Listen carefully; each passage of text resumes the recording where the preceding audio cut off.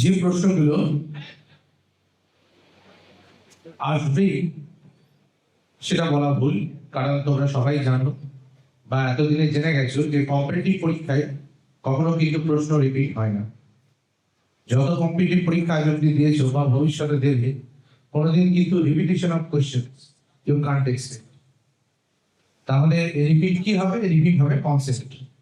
যে পার্ট থেকে প্রশ্নগুলো জেনারেলি আসে, অর্থাৎ ওয়েটেজের উপরে জোর দিয়ে তোমাদেরকে সেই চ্যাপ্টার ওয়াইজ প্রশ্নগুলো ভালো করে জানতে হবে বা সেই টপিকগুলো ভালো করে শিখে নিতে হবে, যাতে সেই চ্যাপ্টার থেকে যে প্রশ্নই আসুক না কেন you can able to answer this easily. এই জিনিসটা একদম মাথায় রেখে নাও। Day one or one day, এটা ভাবো যে একদিনের প্রোগ্রাম না দীর্ঘমেয়াদী পরিকল্পনা। কোন পরীক্ষাটা কোন মোটো নিয়ে তোমরা পরীক্ষা দিতে যাবে? এই টার্গেটটা যেদিন তোমার ফিক্সড হয়ে যাবে মাথায় যে we are going for day one, সেদিন থেকে দেখবে তোমার আত্মবিশ্বাস অনেক বেড়ে গেছে। এই যে যেই মেন্স বলো বা যেই পরীক্ষা বলো বা নেই পরীক্ষা বলো, মেডিকেল বা ইঞ্জিনিয়ারিং এন্ট্রান্স, এই পরীক্ষাগুলোতে প্রশ্নপত্র কিন্তু খুব একটা বেশি কঠিন হয় না। 60% কোশ্চেন থাকে একদম নর্মাল কোশ্চেন, বেশিরভাগই নলেজ বেসড কোশ্চেন। বাকি 40% কোশ্চেন ক্রিটিক্যাল লেভেল কোশ্চেন বা হাই অবজেক্টিভ থিংকিং স্কিলস এর উপরে বেস করে কোশ্চেন গুলো থাকে। সব থেকে বড় কথা যেটা বললাম সেটা হচ্ছে ওয়েটেজ। তাহলে তোমাকে আগে দেখে নিতে হবে কোশ্চেনটা ওয়েটেজ কিরকম আছে। Net biology chapter wise weightage change না হওয়া অব্দি এটাই রয়ে গেছে। ক্লাস 11 এবং ক্লাস 12 কম্বাইন্ড সিলেবাস করে দেখা গেছে, এখানেই তোমরা দেখতে পাচ্ছ সব থেকে বেশি ওয়েটেজ কিন্তু হিউম্যান ফিজিওলজি। তাহলে human physiology, you have to study human physiology in a proper way. যে চ্যাপ্টারগুলো হিউম্যান ফিজিওলজি বেসড, ক্লাস 11 এর বেশিরভাগই সেই চ্যাপ্টারগুলোকে ভালো করে পড়তে হবে। এরপরেই দেখো 17% জেনেটিক্স অ্যান্ড ইভলিউশন, তাহলে এখান থেকেই যথেষ্ট গুরুত্বপূর্ণ প্রশ্ন আসার সম্ভাবনা থাকে। এইভাবেই পুরো ওয়েটেজটা এখানে সাজানো আছে। তো সব চ্যাপ্টারগুলো আমরা গুরুত্ব দেব, কিন্তু কোনটা একটু বেশি দেবো কোনটা একটু কম দেবো সেটা ওয়েটেজটা প্রথমে স্টাডি করলেই তোমরা বুঝে যাবে। পুরোপুরি যে সিলেবাস আমাদের, এই সিলেবাসের মধ্যে কিছুটা ক্লাসিক্যাল বোটানি পার্ট রয়েছে, কিছুটা ক্লাসিক্যাল জিওলজি পার্ট রয়েছে, ফিজিওলজি পার্ট রয়েছে, মলিকুলার বায়োলজি, বায়োটেকনোলজি, সবকিছুই মিলিয়ে মিশিয়ে রয়েছে। সুতরাং এই ধারণা অনুযায়ী ওয়েটেজ তোমাদেরকে তোমাদের টার্গেটটা সেট করতে হবে। তো বিলম্ব না করে আমরা কোশ্চেনের মধ্যে চলে যাই। আমি আবার একবার বলে দিই, এই যে প্রশ্নগুলো আমরা এখানে আলোচনা করছি, this questions are only prototypes. এই ধরনের প্রশ্ন তোমরা পরীক্ষাতে এক্সপেক্ট করতে পারো। এই প্রশ্নই যে আসবে সেটা বলা মুশকিল, বাট দিস আর দ্য প্রোটোটাইপস। এই ধরনের প্রশ্ন it will be able, it will be given in the exam. প্রথম প্রশ্নটা দেখো, এটা ফাঞ্জি থেকে বা মাইকোলজি থেকে এসছে। কি বলেছে প্রশ্নটা পড়ে নাও। which of the following is not a criterion for classification of fungi? অর্থাৎ ছত্রাকের শ্রেণীবিভাগ পদ্ধতিতে এখানে চারটে বিকল্প দেওয়া রয়েছে। এই চারটে বিকল্পের মধ্যে কোন বিকল্পটা সঠিক নয় সেটা তোমাদেরকে আইডেন্টিফাই করতে হবে। কি কি বলেছে দেখা যায়। মরফোলজি অফ মাইসেলিয়াম, অর্থাৎ ছত্রাকের দেহটা যা দিয়ে তৈরি আমরা জানি, অনুসূত্র বা হাইফি, এবং হাইফি গুলো একত্রে থাকলে তাকে বলা হয় মাইসেলিয়াম। মোড অফ নিউট্রিশন, পুষ্টির বিভাগ, পুষ্টি পদ্ধতি। মোড অফ স্পোর ফর্মেশন, কি রেণু উৎপন্ন করে তার উপরে। এবং ফ্রুটিং বডি, অর্থাৎ ছত্রাকের যখন জনন হয়, অর্থাৎ যৌন জনন বা অযৌন জনন, তখন এক এক ধরনের বিশেষ গঠন তৈরি হয়। এই বিশেষ গঠনগুলোকে বলা হয় স্পোরোকার্ড বা ফ্রুটিং বডি। যেমন ধরো বাজার থেকে কিনে নিয়ে এসে বাটন মাশরুম, তাই না? বাজারে তখন বিক্রি হয় প্যাকেট মাশরুম যেটা পাওয়া যায়, বাটন মাশরুম বা আরো যে বিভিন্ন রকম মাশরুম গুলো, ওয়েস্টার্ন মাশরুম যেটা পাওয়া যায়, এই সমস্ত মাশরুমের যে স্ট্রাকচারটা তোমরা দেখতে পাও, so this are called as the protein bodies or sporocarp. তাহলে এই প্রোটিন বডির উপরে ডিপেন্ড করে ছত্রাকের শ্রেণীবিভাগ করা হয়। তাহলে এই চারটে অপশনের মধ্যে কোনটা হবে না বলো, any idea? Option C, mode of nutrition. বলো অপশন 4, প্রোটিন বডি।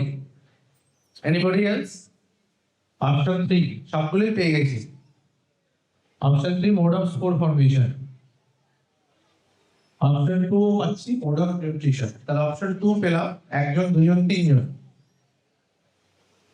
আরো পেয়েছি, অনেকগুলো পেয়েছি অপশন 2। দেখে নিই উত্তরটা। Option 2 nature of nutrition. এখন কেন বাকি অপশনগুলো নয়? ছত্রাকের একদম প্রথম অপশনটাতে আবার আমরা চলে যাই। একদম ফার্স্ট অপশনটা কি ছিল? Morphology of mycelium. আমরা জানি ছত্রাকের অনুসূত্র বিভিন্ন রকমের হতে পারে। কিরকম? প্রথমত প্রস্থবাসী যুক্ত হতে পারে, যাকে বলা হয় সেপ্টেড মাইসেলিয়াম। প্রস্থবাসী ছাড়া হতে পারে, যাকে বলা হয় অ্যাসেন্ট্রিক মাইসেলিয়াম। তাহলে একদম ডিস্টিংগুইশড দুটো আলাদা আলাদা ভাগ যেভাবে আমরা ছত্রাকের শ্রেণীবিভাগ করতে পারি। একটা হচ্ছে প্রস্থবাসী বিহীন ছত্রাক আর একটা প্রস্থবাসী যুক্ত ছত্রাক। ক্লাসিফিকেশন করা যায়। মোড অফ স্পোর ফর্মেশন, ছত্রাকের বিভিন্ন ধরনের রেণু উৎপন্ন হয়। প্রত্যেকটা গ্রুপের ছত্রাকের রেণুগুলো আলাদা আলাদা, যেমন এবং রেণুর উপর ভিত্তি করে ছত্রাকেরও শ্রেণীবদ্ধ, ছত্রাকের নামকরণ করা হয়। যেমন অ্যাস্কোমাইসিস অর্থাৎ অ্যাস্কোস্পোর তৈরি হয়, ব্যাসিডিওমাইসিস ব্যাসিডিওস্পোর তৈরি হয়। তো রেণুর উপর ভিত্তি করেও কিন্তু এই সাথে ছত্রাকের অনেক অযৌন রেণু রয়েছে, সেই রেণুগুলোর উপর ভিত্তি করে ছত্রাকের শ্রেণীবিভাগ করা সহজ। প্রোটিন বডি আমি একটু আগেই বললাম, বাজারে যে সমস্ত ছত্রাকগুলো এখন কিনতে পাওয়া যায় তার মধ্যে 2-3 রকম দেখো, নিজের চোখেই দেখতে পাচ্ছ। এরা সবাই কিন্তু আলাদা আলাদা, একই গ্রুপের ছত্রাক, সবাই ব্যাসিডিওমাইসিস, কিন্তু প্রোটিন বডিগুলো আলাদা আলাদা। সুতরাং এবং এই আলাদা আলাদা প্রোটিন বডির উপর ডিপেন্ড করেও কিন্তু ছত্রাকের শ্রেণীবিভাগ করা যায়। কিন্তু সমস্যা হয় কোথায়? পুষ্টির ক্ষেত্রে। কেন সমস্যা হয়? ছত্রাকের যিনি প্রথম শ্রেণীবিভাগ করেছিলেন, অর্থাৎ যাকে ফাদার অফ মাইকোলজি বলা হয়, অ্যান্টন ডে ভেরি,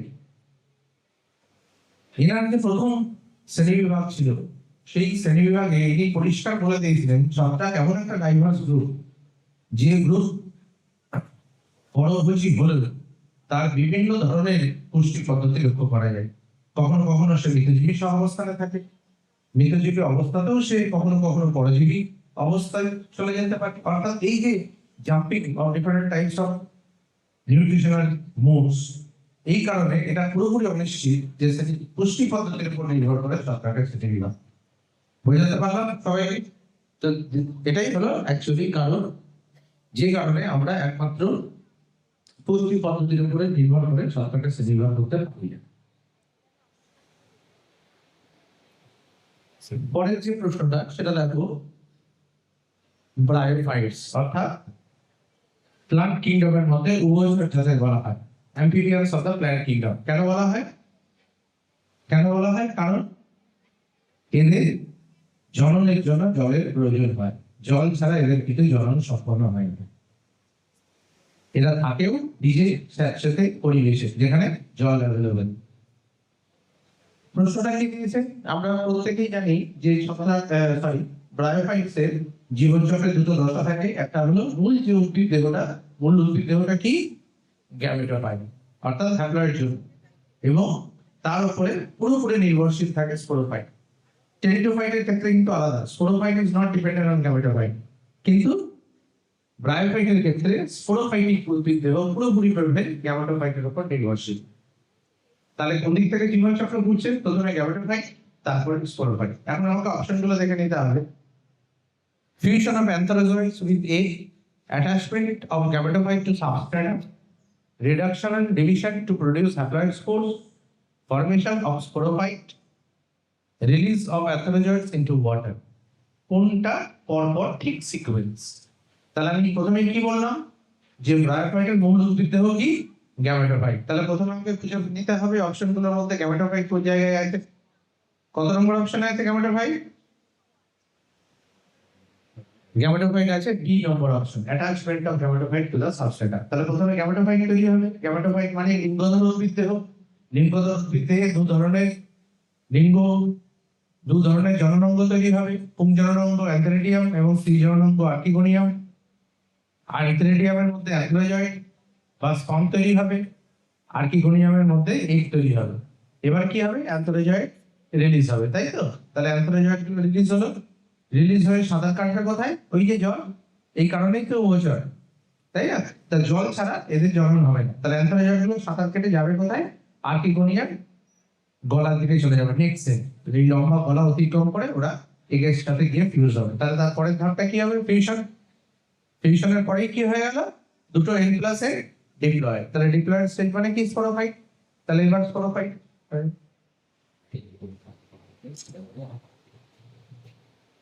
দেখো, তাহলে answer B E A D C. প্রথমে গ্যামেটোফাইট নিজেকে অ্যাটাচ করলো সাবস্ট্রেটের সাথে, তারপরে male sex organ antheridia antherozoid release করলো, অ্যান্থ্রোজয়েড সাঁতার কেটে আর্কিগোনিয়ামের দিকে গেল, এগের সাথে ফিউজ হলো, জাইগোট তৈরি হলো, জাইগোট স্পোরোফাইট উদ্ভিদেও তৈরি করলো টুয়াইসে।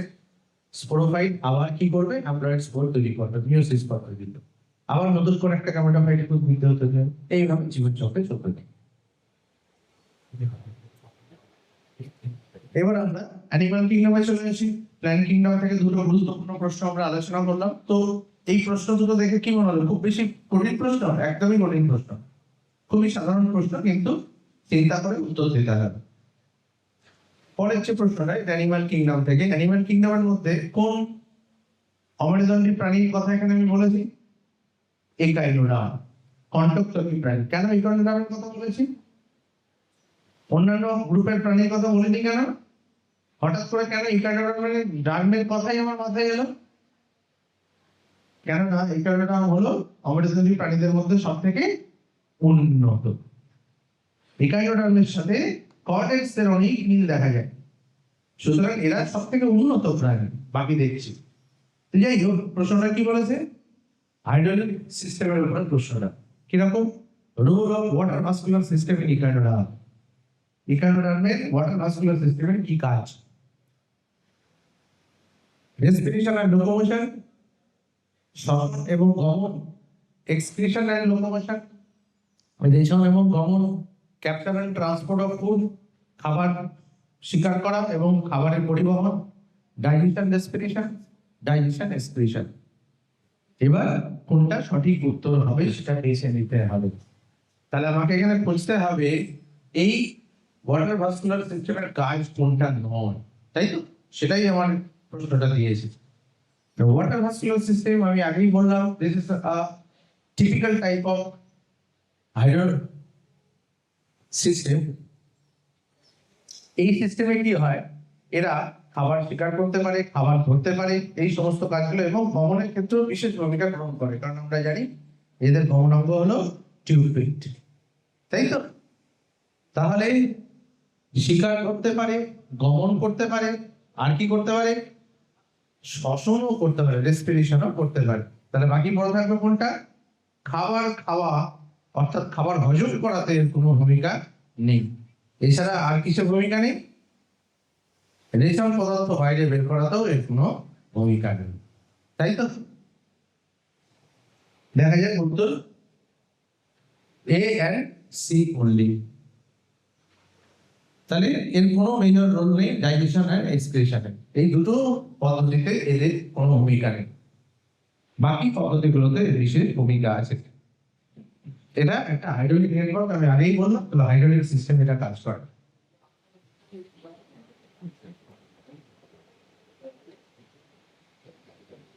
এই প্রশ্ন প্রত্যেক বছর একটা থাকবে, you can expect a very simple question from that. তাহলে হাইপোগাইনাস, পেরিগাইনাস, এই ফুল থেকে বা superior, inferior, semi inferior ovary থেকে একটা কোশ্চেন প্রত্যেক বছর থাকে। তো সেখানে সেই রকমই একটা প্রোটোটাইপ এখানে দেওয়া রয়েছে, the flower in which the ovary is half inferior. এখন তিন রকমের ফুল কার উপরে ভিত্তি করা হয়, ওভারি পজিশনের উপর ভিত্তি করা হয়, তাই তো? তাহলে যখন ওভারি সুপিরিয়র হয় ফুল কি হয় বলো, ওভারি সুপিরিয়র হলে ফুল কি হবে, সুপিরিয়র মানে কি উপরে, তাহলে বাকি অংশগুলো ওভারি নিচে থাকবে, তাই তো? তাহলে হাইপোগাইনাস ফ্লাওয়ার হবে, তাহলে সুপিরিয়র ওভারি মানে হাইপোগাইনাস ফ্লাওয়ার। আর কি ইনফেরিয়ার ওভারি ভিতরে, তাহলে কি হবে বলো? এপিগাইনাস ফ্লাওয়ার। আর যদি সেমি ইনফেরিয়ার হয় তাহলে কি হবে? পেরিগাইনাস ফ্লাওয়ার। এই উদাহরণগুলো কিন্তু আমাদের মনে রাখতে হবে। যত রকমের কিউকারবিটেসি ফ্যামিলির যত উদ্ভিদ আছে, শসা, কুমড়ো, লাউ, এরা প্রত্যেকে হলো ইনফেরিয়ার ওভারি। ওভারি একদম ভিতরে থাকে, তাই তো? ওই কারণে কুমড়ো ফুলের দেখবে নিচে, কুমড়োটা যেখান থেকে বেরোয়, স্ত্রী ফুলের দেখবে নিচের জায়গাটা ফুলে থাকে, আর একদম নিচে। তাহলে this is the inferior ovary. এটা মাথায় রাখতে হবে, বুঝতে পেরেছো? তাহলে কোনটা হবে উত্তর? হাফ ইনফেরিয়ার কোনটা? কি কি বলেছে? গুয়াভা, পেঁপে, পিচ, কিউকাম্বার, কটন। বলো। পিচ। আর কি হতে পারে? আর কি হতে পারে বলো? অপশন 3 বলছো, 4 বলছো। কটন। দেখে নি উত্তরটা। তাহলে আমি কি বলেছি? বটল গোর্ড, কিউকাম্বার, পামকিন, এরা সবাই কিউকারবিটেসি ফ্যামিলি, এবং গুয়াভা অর্থাৎ পেয়ারা ইনফেরিয়ার ওভারি। সুপিরিয়র ওভারি কারা? যত চোখে পড়ে যে সমস্ত ফুলগুলো, জবা, সর্ষে, ধুতরা, টমেটো, এগুলো সবই হলো সুপিরিয়র ওভারি। আর সেমি ইনফেরিয়ার খুব কম সংখ্যক উদ্ভিদ, যদিও সংখ্যাটা কম না। বিশেষ কিছু প্রজাতির চেরি, রোজ, গোলাপ, এছাড়াও পিচ এবং প্লুম। ক্রিসমাস কেক বানানো হয় না প্লুম দিয়ে, একটু টকটক লাগে খেতে, বাজারে পাওয়া যায় এমনি সব ফল।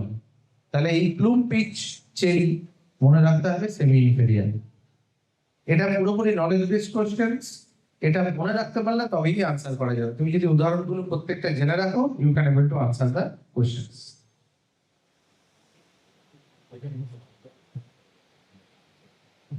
জিমনোস্পার্মের প্ল্যান্ট অ্যানাটমির উপরে এখানে একটা কোশ্চেন দেওয়া রয়েছে। This is based on plant anatomy, gymnosperm anatomy. কি বলেছে?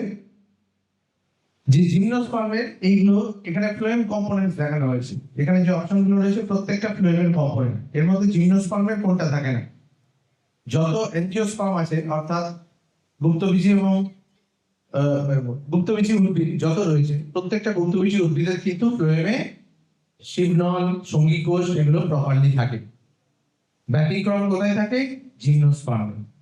এই জিমনোস্পার্মে কিন্তু কম্পানিয়ন সেল থাকে না। কম্পানিয়ন সেলের বদলে বিশেষ এক ধরনের কোষ থাকে, যার নাম হলো অ্যালবুমিনাস কোষ, তাই তো? আবার সব জিমনোস্পার্মেও তাই থাকে তা নয়। কিছু কিছু জিমনোস্পার্মেও কিন্তু গুপ্তবীজী উদ্ভিদের মতনই বৈশিষ্ট্য দেখা যায়। যেমন সব থেকে অ্যাডভান্স টাইপ অফ জিমনোস্পার্ম, তার নাম হলো নিটাম নিমন। এই নিটাম গাছ দেখলে তুমি বুঝতেই পারবে না যেটা ব্যক্তবীজী উদ্ভিদ না গুপ্তবীজী উদ্ভিদ। দার্জিলিং এ তোমরা কোনোদিন গেছো বেড়াতে? দার্জিলিং এ অবশ্যই গেছো, অনেকেই গেছো। লয়েড বোটানিক্যাল গার্ডেনে গেছো, ভিজিট করেছো?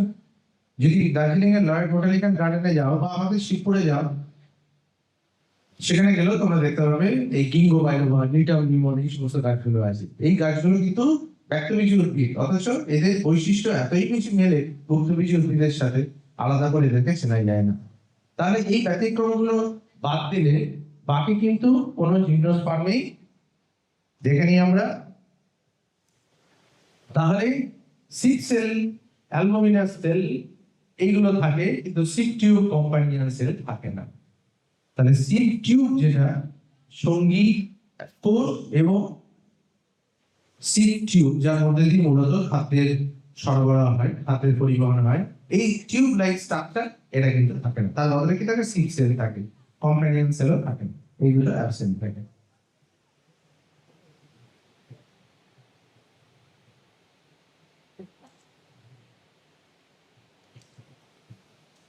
পরের প্রশ্নটা সবাই জানো, এই পতঙ্গ এটা সব থেকে কমন ইনসেক্ট, আমরা সবাই দেখতে পাই।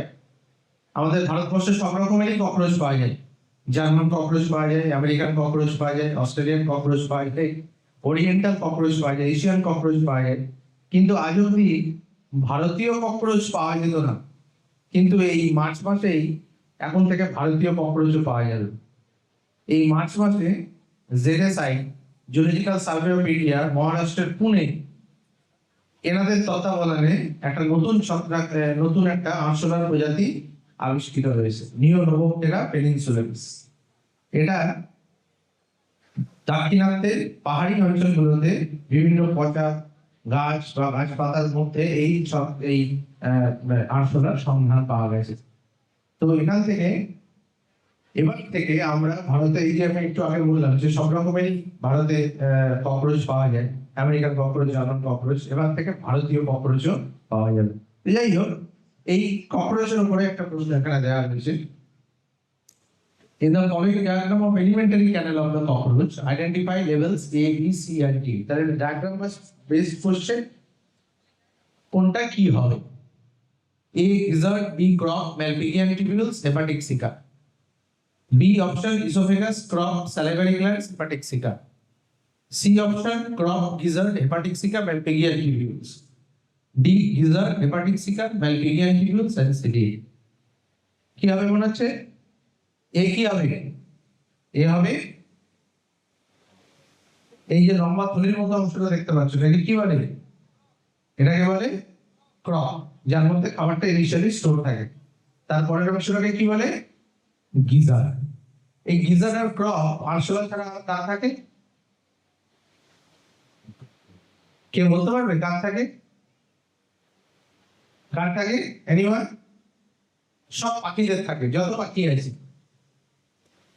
পাখিদেরও কিন্তু দাঁত থাকে না, পাখিদের কিন্তু দাঁত নেই, তাহলে তাদেরও খাবার চেবাতে হয়। এই খাবার চেবানোর কাজটা করে গিজার। তাহলে যে কোনো পাখিরা কি করে? খাবার পেলেই সেটাকে গিলে ফেলে। এদেরও একটা ছোট্ট থলির মতো অংশ থাকে, যার নাম হলো ক্রপ, যেখানে সাময়িকভাবে এরা শক্ত দানাদার খাবারগুলো সঞ্চয় করে রাখে এবং সেটাকে তারপরে পাঠায় গিজার্ড বলে একটা অংশে। এই গিজার্ডের মধ্যে আমরা ছোটবেলায় দেখেছি, তোমরা এখন আর দেখতে পাবে না, আমাদের ছোটবেলাতে দেখতাম ঠাকুমারা এরকম জাতি চালাতে, দুটো পাথরের চাকার মতো থাকতো, ওর মধ্যে ডাল বা কলাই এগুলো দিলে এগুলো ভেঙে বেরিয়ে আসতো, স্টোন ক্রাশার যাকে বলা হয়। তো সেই সব জিনিস এখন আর দেখা যায় না। তো অ্যাকচুয়ালি এই গিজারটা এই স্টোন ক্রাশারের মতো কাজ করে। এরা কি করে? শক্ত যে খাবারগুলো ওরা খায়, বিভিন্ন রকমের শক্ত যে শস্য দানা, সেগুলোকে ভেঙে গুঁড়ো করে হজমের উপযোগী করে তোলে। তো যথারীতি তার পরের অংশ ক্রপ গিজার্ড হয়ে গেল, পরে থাকলো কি? সি। এই সি এর অংশগুলোকে কি বলা হয়? Hepatic seeker. এরা ডাইজেস্টিভ এনজাইমস এখান থেকে খরিত হয়, যারা হজমে সাহায্য করে।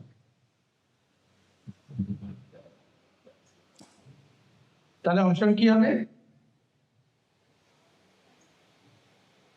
এ crop, B gizzard, C hepatic caeca এবং ডি হলো ম্যালপিগিয়ান টিবিউলস। তাহলে এই ধরনের প্রশ্ন কিন্তু খুব কমন, এগুলোকে বলা হয় ডায়াগ্রাম বেসড কোশ্চেনস। ছবির উপরে ভিত্তি করে, লেভেলিং এর উপর ভিত্তি করে এই ধরনের প্রশ্ন কিন্তু you can expect one.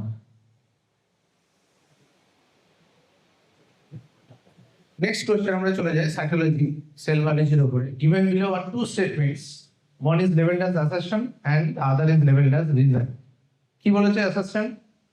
Primary function of the Golgi apparatus is to package the materials made by the endoplasmic reticulum and deliver it to intracellular targets and outside the cell. তাহলে Golgi অ্যাপারেটাসের মূল কাজ হলো endoplasmic reticulum যে মেটেরিয়ালগুলো তৈরি করে, সেই মেটেরিয়ালগুলোকে packaging করা এবং সেগুলো কোষের বাইরে বা কোষের মধ্যে বিভিন্ন জায়গাতে পাঠানো। Reason: vesicles containing materials made by the endoplasmic reticulum fuse with the cis phase of the Golgi apparatus and they are modified and released from the trans phase of the Golgi apparatus. তাহলে ভেসিকলের মাধ্যমে এই খাবারগুলোর packaging হয়। এই খাবারগুলো endoplasmic reticulum যেগুলো তৈরি করে, যে মেটেরিয়ালগুলো, এই মেটেরিয়ালগুলো সিস ফেজ থেকে উৎপন্ন হয় এবং মডিফাই হওয়ার পরে ট্রান্স ফেজে চলে যায়। এখানে চারটে অপশন রয়েছে: অ্যাসার্শন সত্যি না রিজন সত্যি, অ্যাসার্শন মিথ্যে না রিজন মিথ্যে, অথবা অ্যাসার্শন সত্যি হলে রিজন মিথ্যে, অ্যাসার্শন মিথ্যে হলে রিজন সত্যি। এই চারটের মধ্যে কোনটা হতে পারে? তাহলে প্রথমে আমাকে আগে এই দুটো শব্দ, দুটো সেন্টেন্স দেওয়া, যে দুটো সেন্টেন্স দেওয়া রয়েছে, এই দুটো সেন্টেন্স আমাকে ভালো করে পড়তে হবে। এই দুটোই কিন্তু গলগি বডির কাজ। তো আমরা জানি যে গলগি অ্যাপারেটাস বা গলগি কমপ্লেক্সের দুটো পার্ট থাকে। নিউক্লিয়াসের দিকের যে পার্টটা, সেই পার্টটাকে কি বলে? সেই পার্টটাকে বলে সিস ফেজ বা ফর্মিং ফেজ। আর সেল মেমব্রেনের দিকে যে পার্টটা থাকে সেই পার্টটাকে আমরা বলি ট্রান্সফেজ বা ম্যাচুরিং ফেজ। গলগি অ্যাপারেটাসের মূল কাজই হলো, গলগি অ্যাপারেটাসকে পোস্ট অফিস বলা হয়, তাই না? পোস্ট অফিস কি করে? বিভিন্ন জায়গা থেকে চিঠিগুলো আমরা যেগুলো জমা দিই সেগুলোকে ঠিকানাগুলো যাচাই করে সেই জায়গাগুলোতে পাঠানোর ব্যবস্থা করে। তো গলগি অ্যাপারেটাসও ঠিক একই কাজই করে। এন্ডোপ্লাজমিক রেটিকুলাম যা যা মেটেরিয়াল গুলো গলগিকে সাপ্লাই দেয়, গলগি সেগুলোকে আলাদা আলাদা করে প্যাকেজ করে। ঠিক অনেকটা অ্যামাজনের ওয়্যার হাউসের মতো। আমরা তো অ্যামাজনে বিভিন্ন জিনিসের অর্ডার দিই, এই জিনিসগুলো কিন্তু বিভিন্ন জায়গা থেকে আসে। ধরো কোনোটা মহারাষ্ট্র থেকে আসে, কোনোটা কলকাতা থেকে আসে, কোনোটা গুজরাট থেকে আসে, এগুলো এসে একটা গোডাউনে জমা হয়। ওখানে বেশ কিছু ওয়ার্কার্সরা কাজ করেন। তারা কি করে? কোনটা কোথায় যাবে বা কোন মেটেরিয়ালটা কোন প্যাকেজে ঢুকবে সেটাকে ঠিক করেন এবং সেগুলোকে প্যাকেজিং করে। তো গলগি ঠিকই একই কাজই করে এবং এই কাজটা মূলত করে হচ্ছে ভেসিকলস গুলো, এরা ট্রান্সপোর্টে হেল্প করে। তাহলে সিস ফেজ থেকে, ফর্মিং ফেজ থেকে ভেসিকল গুলো তৈরি হয়, এরা এন্ডোপ্লাজমিক রেটিকুলামের থেকে মেটেরিয়াল নেয় এবং ধীরে ধীরে ট্রান্সফেজ হয়ে হয় কোষের বাইরে পাঠিয়ে দেয় অথবা কোষের ভেতরে কোনো জায়গায় প্রয়োজন থাকে সেখানে ট্রান্সফার করে। তাহলে দুটো তথ্যের মধ্যে কোনটা ঠিক কোনটা ভুল বলো? দুটোই ঠিক বলে বলে দেখে নি উত্তরটা। Both A and R are true and R is the correct explanation of E. তাহলে এখানে দুটো কথাই সত্যি, কারণ ঠিকই তো বলেছে। এন্ডোপ্লাজমিক রেটিকুলাম যে যে মেটেরিয়াল গুলো গলগিকে সাপ্লাই করে, গলগি সিস ফেজ থেকে সেগুলোকে কালেক্ট করে এবং ট্রান্সফেজের মাধ্যমে সেগুলোকে প্যাকেজিং এন্ড ট্রান্সপোর্ট করতে হেল্প করে।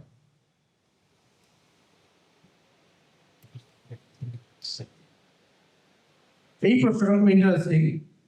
এটা দেখো, এনজাইম অ্যাক্টিভিটি আর পিএইচ এর উপরে বেস করে একটা গ্রাফ দেওয়া রয়েছে। চারটে গ্রাফ এখানে দেওয়া আছে। বলেছে which of the following graphs explains the effect of pH on enzyme? উৎসেচকের উপরে pH এর এফেক্ট নিচের কোন গ্রাফটা সমর্থন করে, অর্থাৎ কোনটা সঠিক গ্রাফ? এখানে দেখো x অ্যাক্সিস y অ্যাক্সিসে প্রথমে আমাদের দেখতে হবে x অ্যাক্সিস আর y অ্যাক্সিস কার সাথে কার সম্পর্কে কথা দেওয়া হয়েছে, এনজাইম অ্যাক্টিভিটির সাথে pH এর। তাহলে pH কে থাকতে হবে কোন অ্যাক্সিসে বলো? x অ্যাক্সিসে থাকতে হবে, আর এনজাইম অ্যাক্টিভিটি থাকতে হবে কোথায়? y অ্যাক্সিসে। তাহলে চারটে গ্রাফের মধ্যে আমি আগে দেখে নেব কোনটা x অ্যাক্সিসে আছে কোনটা y অ্যাক্সিসে আছে। তারপরে আমি ভাববো যে আইদার টেম্পারেচার বা পিএইচ দুটোর ক্ষেত্রেই কিন্তু এনজাইমের অ্যাক্টিভিটি একই রকমেরই গ্রাফ শো করে। তুমি যত তাপমাত্রা বাড়াবে বা যত পিএইচ বাড়াবে উৎসেচকের গতির হার আস্তে আস্তে বাড়বে এবং একটা সময় গিয়ে হাফ ভিম্যাক্স হবে, তাই না? Michaelis maintain constant. এবং তারপরে যদি অতিরিক্ত পিএইচ বা অতিরিক্ত টেম্পারেচার দিই আস্তে আস্তে গ্রাফ কি করবে? নিচের দিকে নামতে শুরু করবে। তাহলে গ্রাফের শেপটা কিরকম হয়? অনেকটা উল্টোনো ঘন্টার মতো বা ইউ শেপে। তো এখানে দেখো আমি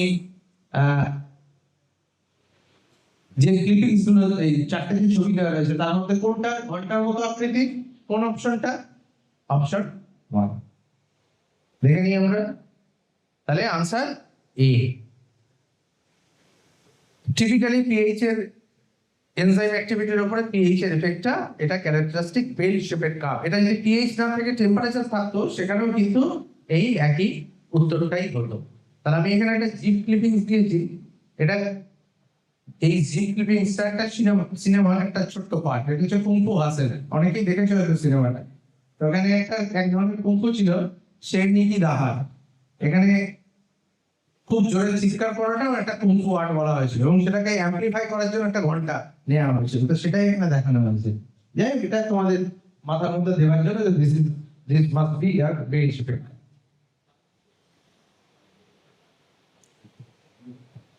আবার একটা অ্যাসাসেন্ট ডিজাইনিং এর মতনই প্রশ্ন। Given below are two statements. Statement 1, primary carbon dioxide acceptor in C4 plants is phosphoenol pyruvate and is found in the mesophyll cells. Statement 2, mesophyll cells of C4 plants lack Rubisco enzyme. তাহলে প্রথমেই এবার in the light of the above statements, choose the correct answer from the options below. চারটে option দেওয়া হয়েছে, দুটো স্টেটমেন্টই correct, দুটোই incorrect, 1 correct, 2 incorrect, statement 1 incorrect কিন্তু 2 correct. এই ধরনের প্রশ্নে আমরা আগে স্টেটমেন্ট দুটো ভালো করে পড়ব। তাহলে এখানে প্রশ্নটা দেওয়া হয়েছে C4 উদ্ভিদ। C4 উদ্ভিদ কাদের বলা হয়? যে সমস্ত উদ্ভিদের বিশেষ এক ধরনের গঠন দেখতে পাওয়া যায়, যাদের ফটোসিনথেটিক এফিসিয়েন্সি অনেক বেশি হয় C3 উদ্ভিদের চেয়ে। যেমন মেজ, ভুট্টা, আখ, সরগম, এই সমস্ত উদ্ভিদের ফটোসিনথেসিসের হার C3 উদ্ভিদ অর্থাৎ আম, জাম, কাঁঠাল নর্মাল উদ্ভিদের চেয়ে অনেক বেশি হয়। তার কারণ হলো এদের একটা এক্সট্রা সেল লেয়ার থাকে। এই সেল লেয়ারটা কিরকম দেখতে হয়? ওই এই ছবি এখানে দেওয়া হয়েছে। কিরকম ছবি? মানুষ মারা গেলে এই যে মালা দেওয়া হয়, তাই না? এটা এর মতো দেখতে একটা মালা। এই যে গঠনটাকে, এটাকে জার্মান ভাষায় বলা হয় ক্রাঞ্চ, KRANZ। ক্রাঞ্চ কথাটার মানেই হলো দ্যাট পার্টিকুলার শেপ। তাহলে এই বিশেষ যে বান্ডেল শেপ ক্লোরোপ্লাস্ট থাকে C4 উদ্ভিদে, তাকে বলা হয় ক্রাঞ্চ অ্যানাটমি। এই ক্রাঞ্চ অ্যানাটমি থাকার জন্য কি হয়? C4 চক্র সংঘটিত হয়। এবং কেন C4? কেন C4? C3 কেন?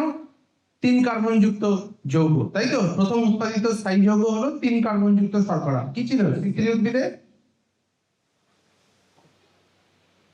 বলো বলো বলো বলো না। 3 কার্বন যুক্ত শর্করা, 3 কার্বন যুক্ত যৌগ কি ছিল? Citric acid. আর কে বলবে? PGA, তাই না? ফসফোগ্লিসারেট। ফসফোগ্লিসারেট ইজ 3 কার্বন কম্পাউন্ড। এটা C3 এর ক্ষেত্রে, কিন্তু C4 এ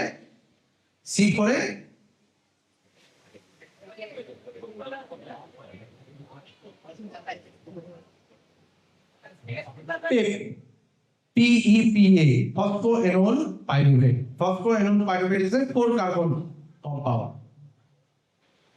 তাহলে কি বলেছে? Primary carbon die oxide acceptor ফসফোএনল pyruvate কোথায় থাকে? মেসোফিল কোষেই তো থাকে। উদ্ভিদের ক্লোরোপ্লাস্ট কোথায় থাকবে? মেসোফিল কোষ ছাড়া।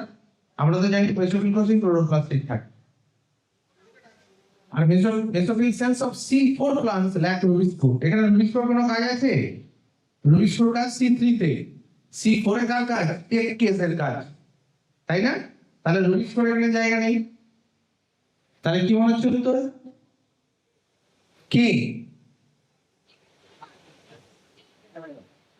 Both statement 1 and 2 are correct. তাই তো? প্রাইমারি কার্বন ডাইঅক্সাইড অ্যাকসেপ্টর ছিল, ফসফোএনল পাইরুভেট একদম ঠিক। আর রুবিস্কো C4 উদ্ভিদের মেসোফিল কোষে থাকে না, তার বদলে টেককেস থাকে। তাহলে দুটো স্টেটমেন্টই সঠিক ছিল।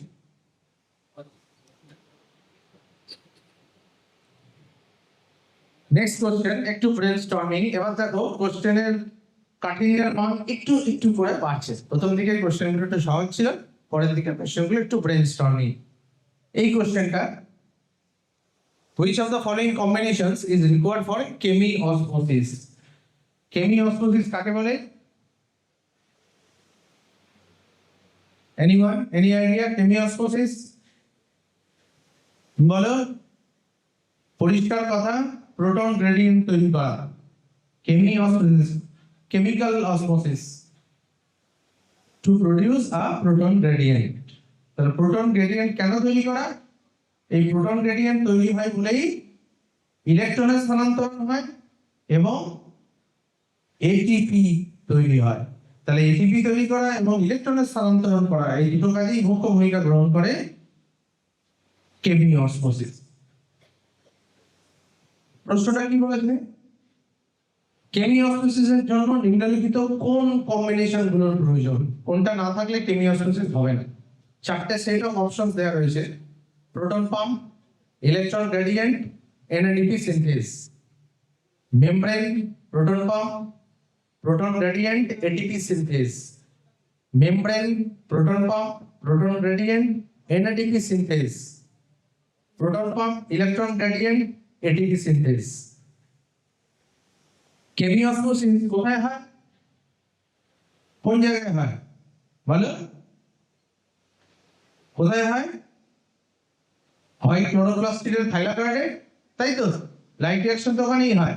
আর একটা কোথায় হয়? মাইটোকন্ড্রিয়ার ইনার মেমব্রেনে। তাহলে থাইলাকয়েড বা মাইটোকন্ড্রিয়ার ইনার মেমব্রেন এগুলো কি? এগুলো তো সবই প্লাজমা মেমব্রেন, তাই না? তাহলে প্লাজমা মেমব্রেন ছাড়া হবে?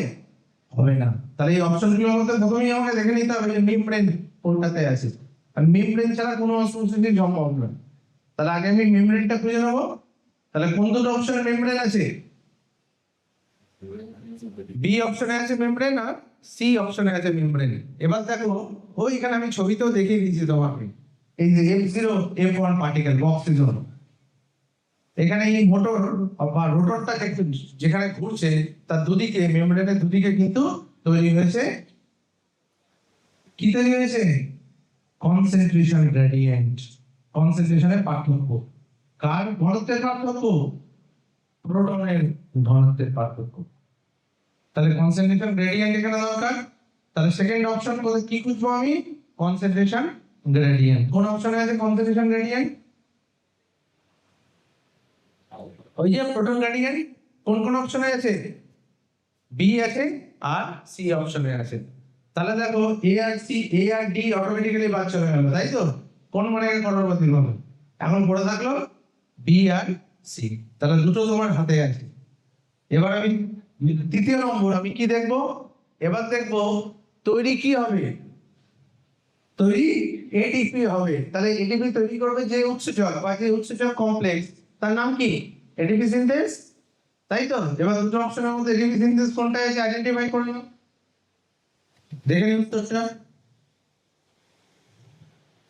তাহলে membrane, proton pump, proton gradient আর এটিপি সিনথেস। তাহলে সব প্রশ্ন যে খুব চিন্তা ভাবনা করেই আমাকে দিতে হবে তার কোনো মানে নেই। সাধারণ বুদ্ধি দিয়েও কিন্তু কিছু কিছু প্রশ্নের উত্তর আমি খুব তাড়াতাড়ি করে ফেলতে পারবো। এই যে প্রশ্নগুলোর কথা বলছি এগুলো কিন্তু বেশিরভাগ কোশ্চেনই কিন্তু 4 নম্বর করে থাকবে। খুব চিন্তা ভাবনা করে এই প্রশ্নগুলোর কিন্তু উত্তর দেবে। একটা প্রশ্ন ভুল মানেই কি হয়ে গেল? 0 হয়ে গেল। তাহলে 4 অফ হয়ে গেল তোমার। আর যদি রং আনসার দাও তাহলে আবার নেগেটিভ মার্কিং। সুতরাং যেখানেই হাত দেবে কম্পিটিটিভ পরীক্ষায় খুব চিন্তা ভাবনা করে, একদম কনফার্ম না হয় হাত দিয়ে দেবে না দোষ।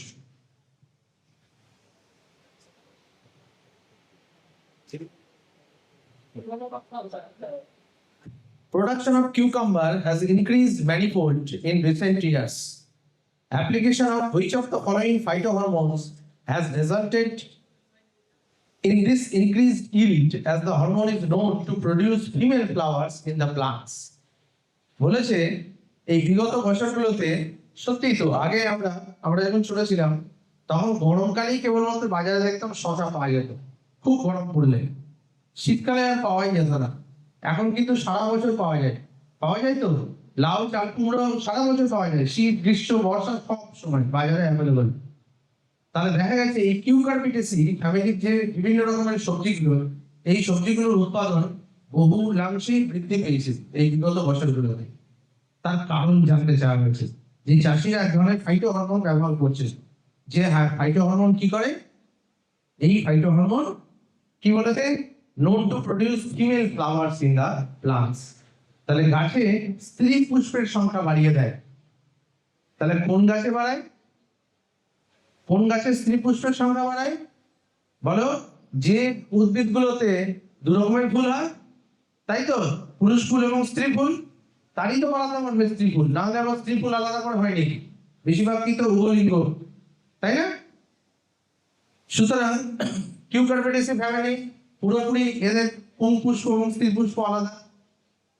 তো প্রশ্নটা বলেছে যে 4টে দেখো ফাইটোহরমোনের কথা বলেছে, এবিএ, জিব্বারেলিন, ইথিলিন এবং সাইটোকাইনিন। এর মধ্যে কি স্ত্রী পুষ্পের সংখ্যা বাড়ায় এবং পুরুষ পুষ্পকে ডিমিনিশ করে দেয়, অর্থাৎ পুরুষ পুষ্পগুলোকে, মেল ফ্লাওয়ার গুলোকে ফুটতেই দেয় না, ওগুলোকে বন্ধ করে দিয়ে স্ত্রী ফ্লাওয়ার্স গুলোর ব্লুমিং করে। তাহলে স্ত্রী ফুল বেশি করে ফুটলে কি হবে? বেশি করে ফল হয়। কে এই কাজটা করে বলো? অপশন 2 বলেছে একজন, জিব্বারেলিন। আর কেউ? অপশন 3 বলেছে অনেকে, ইথিলিন। আর 2 আর 3 পাচ্ছি বেশিরভাগ। দেখে নিন উত্তরটা কি। উত্তরটা কিন্তু ইথিলিন। জিব্বারেলিন কেন নয়? এবার কেন 2 নয়? জিব্বারেলিন স্ত্রী পুষ্পের সংখ্যা বাড়ায় না ঠিকই, কিন্তু ফলের আকার বাড়ায়। জিব্বারেলিন কিন্তু ফ্রুট সেট, ফলের আকার বাড়াতে জিব্বারেলিন সাহায্য করে, কিন্তু স্ত্রী পুষ্পের সংখ্যা বাড়ায়। এটা একদম রিসেন্ট গবেষণাতেই জানতে পারা গেছে যে ইথিলিন এমন একটা হরমোন, এ কি করে পুরুষ ফুলগুলোকে বন্ধ করে দেয়, তাদের ব্লুমিংটাকে বন্ধ করে স্ত্রী ফুলগুলোকে প্রায়োরিটি দেয়। এর ফলে বেশি করে আমরা ফসল উৎপাদন করতে পারি। বুঝতে পেরেছো? তাহলে এটা মনে রাখতে হবে। দেখো, গুরুত্বপূর্ণ কাজ ইথিলিনের ফল পাকানো ছাড়াও ইথিলিনের কাজ হলো to produce female flowers in plants.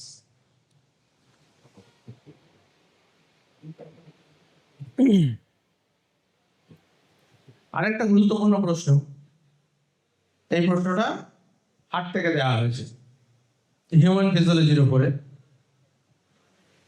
হার্টের রিদম তৈরি করে কারা? Following are the stages of pathway for conduction of action potential through the heart. হার্টের মধ্যে দিয়ে যে অ্যাকশন পোটেনশিয়াল পরিবাহিত হয়, এই পরিবহনের রাস্তাটা তোমার কাছে জানতে চেয়েছে যে কোনটার পরে কোনটা হবে। চারটে অপশন দেওয়া রয়েছে, পরপর তোমাকে সাজাতে হবে। কি কি বলেছে? AV bundle, Purkinje fibre, AV node, bundle branches এবং এসএ নোড। সব থেকে আগে আমার মাথায় রাখতে হবে যে হার্টের বিট যে হয় মিনিটে 70 থেকে 72 বার, এই বিটটা তৈরি করে কি? এই বিটটা তৈরি করে এসএএন, সাইনোঅ্যাট্রিয়াল নোড। এই কারণে একে কি বলা হয়? Natural pacemaker. এই সাইনোঅ্যাট্রিয়াল নোড হার্টের মধ্যে ইলেকট্রিক্যাল রিদম তৈরি করে এবং এই রিদমটা পরপর বিভিন্ন অন্যান্য যে জাংশনাল টিস্যুগুলো রয়েছে সেগুলোর মধ্যে দিয়ে পাস হয় এবং সমগ্র হৃৎপিণ্ডে পৌঁছায়। সমগ্র হৃৎপিণ্ড সঠিকভাবে চলতে থাকে। কোনো কারণে এসএ নোডের যদি এই অ্যাকশন পোটেনশিয়াল উৎপাদন করার ক্ষমতা কমে যায়, বিশেষ করে 40-এর নিচে যদি চলে যায়, তখনই কিন্তু ডাক্তার বলে now you have to put a pacemaker. এই পেসমেকারটা কিন্তু আর্টিফিশিয়াল পেসমেকার, কিন্তু তখনও হার্ট বন্ধ হয়ে যায় না। হার্টের রিদম কমে যায় কিন্তু বন্ধ হয় না। কেন বন্ধ হয় না? কারণ আমাদের হার্টের আরো একটা রিজার্ভ পেসমেকার আছে। আমাদের শরীরে মেকানিজমটা এমন ভাবে আমাদের শরীরটা তৈরি, সবসময় ব্যাকআপ থাকে। তাহলে একটা খারাপ হয়ে গেলে তার জন্য একটা ব্যাকআপ রয়েছে। এই ব্যাকআপের কাজ কে করে? AV node. এভি নোড কিন্তু সামাল দেয় যাতে হার্টটা বন্ধ না হয়ে যায়, লোকটা যাতে মরে থাকে, তাকে সময় দেওয়া হয় সে যেন একটা আর্টিফিশিয়াল পেসমেকার ওখানে প্লেস করতে পারে। তাহলে পেস তৈরি করে এসএএন। এসএএন এর পরে কি হবে? এভিএন। দুটো তো উত্তর পেয়ে গেলাম, আর তো বাকি দুটো আছে। তাহলে এখানে আমি কোন মনে করবতির মতো দুটো অপশন আমি অলরেডি পেয়ে গেছি।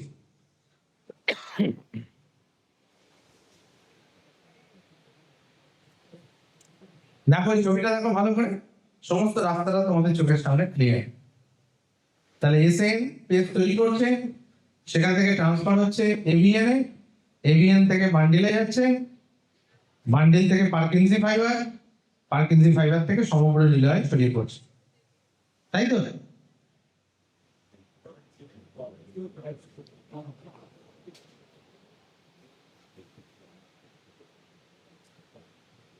ভীষণ ইম্পর্টেন্ট প্রশ্ন আরেকটা, টিপিক্যাল প্রশ্ন, which part of the human nephron is impermeable to water?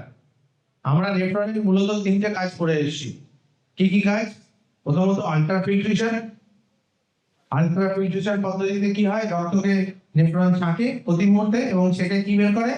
সেখান থেকে প্রোটিন এবং বিভিন্ন ধরনের যেগুলো প্রয়োজনীয় জিনিস সেগুলোকে যেতে বাধা দেয় এবং নাইট্রোজেনাস এক্সক্রিটরি সাবস্টেন্স গুলোকে ছেঁকে বের করে দেয়, সেগুলোকে জমা রাখে বাউমান্স ক্যাপসুল।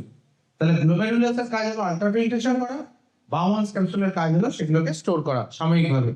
তারপরে যে ফাংশনগুলো সেগুলো করে কিন্তু কিডনি টিউবিউলস। এই কিডনি টিউবিউলের কটা পার্ট রয়েছে? তিনটে পার্ট রয়েছে। কি কি বলো? PCT, proximal convoluted tubule, loop of Henle, এই লুপের মতো সেই যে স্ট্রাকচারটা সেটাকে বলা হয় হেনলি লুপ, আর তারপরে ডিসিটি, ডিস্টাল কনভলিউটেড টিউবিউল। এখন এই লুপ অফ হেনলির আবার দুটো অংশ আছে, একটা নিচের দিকে যায় যাকে বলা হয় ডিসেন্ডিং লুপ, আর একটা উপরের দিকে ওঠে। ডিসেন্ডিং লুপটা পিসিটির কাছে থাকে আর অ্যাসেন্ডিং লুপটা ডিসিটির কাছে থাকে। এখন এই চারটে অংশ, তাহলে প্রথমেই বাদ চলে গেল, এখানে দেখো প্রথমে বাদ চলে গেল দুটো জায়গা, গ্লোমেরুলাস বা বাউমান্স ক্যাপসুল বাদ। তাহলে বাকি কাজটা কার? টিউবিউলের। এই টিউবিউলের মধ্যে এখানে অপশনগুলো বলে দিয়েছে, PCT, ACT, ascending loop of Henle আর ডিসেন্ডিং লুপ অফ হেনলি। এই প্রশ্নের উত্তর দিতে গেলে তোমাদেরকে আগে কনসেপ্ট ক্লিয়ার হতে হবে ফাংশন অফ অ্যাকুয়াপোরিনস। অ্যাকুয়াপোরিন কাকে বলা হয়? অ্যাকুয়াপোরিন ইজ এ ট্রান্সমেমব্রেন প্রোটিন। এই ট্রান্সমেমব্রেন প্রোটিন কি কাজ করে? জলের পরিবহনে সাহায্য করে। তো জল ফ্যাসিলিটেটেড ডিফিউশন, জল কিন্তু যায় না প্লাজমা মেমব্রেনের মধ্যে দিয়ে, জল সরাসরি কিন্তু পরিবাহিত হতে পারে না। কেন পারে না? কেননা জল পোলার মলিকিউল। জলের মধ্যে কি থাকে? স্লাইটলি পজিটিভ চার্জ এবং নেগেটিভ চার্জ থাকে।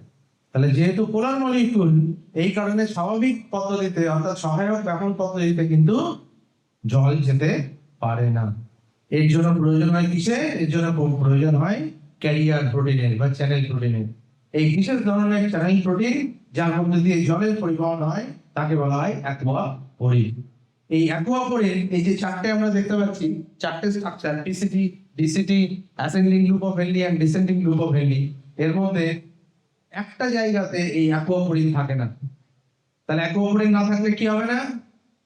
জলের অ্যাবজর্পশন হবে না, ইমপারমিয়েবল হয়ে যাবে। এখন কোন জায়গাটা? সেইটা আমাদের মাথায় রাখতে হবে। দেখে নি,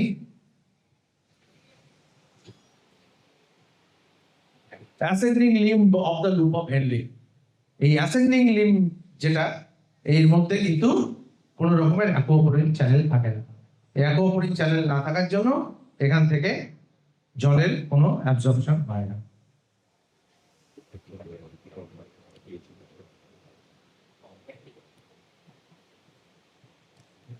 হিউম্যান ফিজিওলজির উপরে জোর দেওয়া হয়েছে 19%, তাই হিউম্যান ফিজিওলজির প্রশ্ন বেশি সংখ্যায়।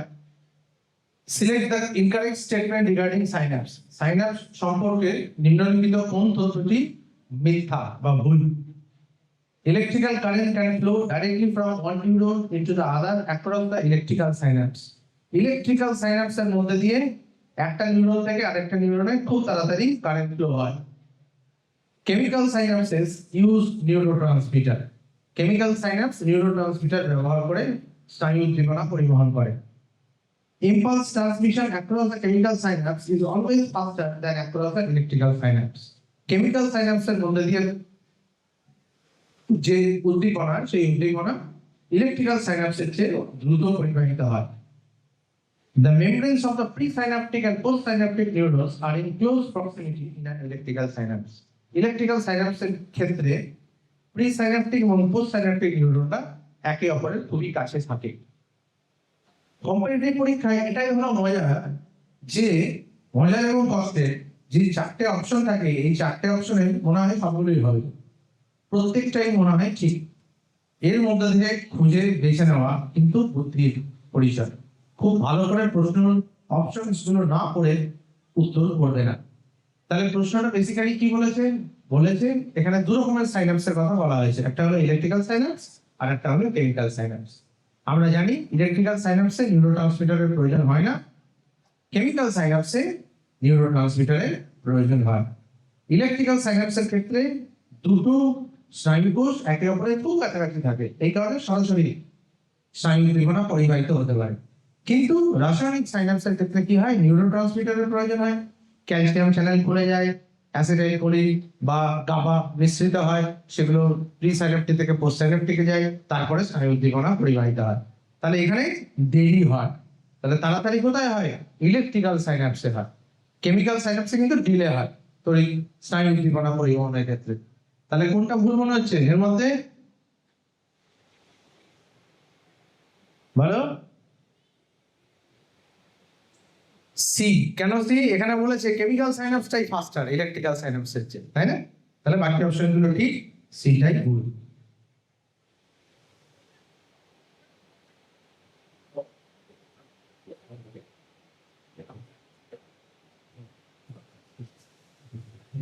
Next question, the cleavage divisions in human is, এটা রিপ্রোডাক্টিভ সিস্টেম থেকে প্রশ্নটা, দুটো প্রশ্নই আছে এখানে। মানুষের ক্লিভেজ ডিভিশন কেমন, আর মেডিকেল টার্মিনেশন অফ প্রেগন্যান্সি কত সপ্তাহ পর্যন্ত সেফ? ভীষণ ইম্পর্টেন্ট কোশ্চেন, এই দুটো কোশ্চেনই নেট পরীক্ষাতে এসেছে। সুতরাং তোমরা এক্সপেক্ট করতে পারো যে such type of, this are the প্রোটোটাইপস of such questions, এই ধরনের প্রশ্নই কিন্তু আসতে পারে। হিউম্যান, মানুষের ক্ষেত্রে ক্লিভেজ কেমন? Holoblastic, equal, indeterminate, holoblastic unequal indeterminate, holoblastic equal and determinate, holoblastic unequal and determinate.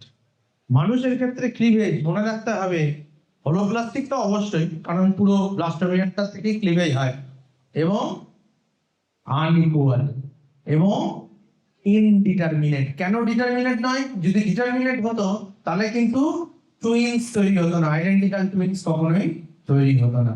যেহেতু ইনডিটারমিনেট, এই কারণেই কখনো কখনো ক্লিভেজ হয়ে কি হয়, একটাই জাইগোট থেকে দুটো টুইনস তৈরি হতে পারে। তাহলে এটা আমাদের মাথায় একদম গেঁথে রাখতে হবে, হোলোপ্লাস্টিক, আনইকুয়াল অ্যান্ড ইনডিটারমিনেট। পরের প্রশ্নটা কি ছিল? FTP is considered safe up to how many weeks of pregnancy? বর্তমানে ভারত সরকারের আইন অনুযায়ী বলো, একদম জানো 12 উইকস, তাই তো? তাহলে 12 সপ্তাহ পর্যন্ত সেফেস্ট বলে ধরে নেওয়া হয়। আগেকার দিনে এর চেয়ে বেশি সময়ও রাখা হতো, কিন্তু এই বেশি সময় রাখলে মায়ের ক্ষেত্রে সেটা রিস্ক হয়ে যায়, মায়ের লাইফের উপরে। So that's why it will be safest. ডিউরেশনটা ভারত সরকার কি করেছে না, 12 উইকস রেখে দিয়েছে।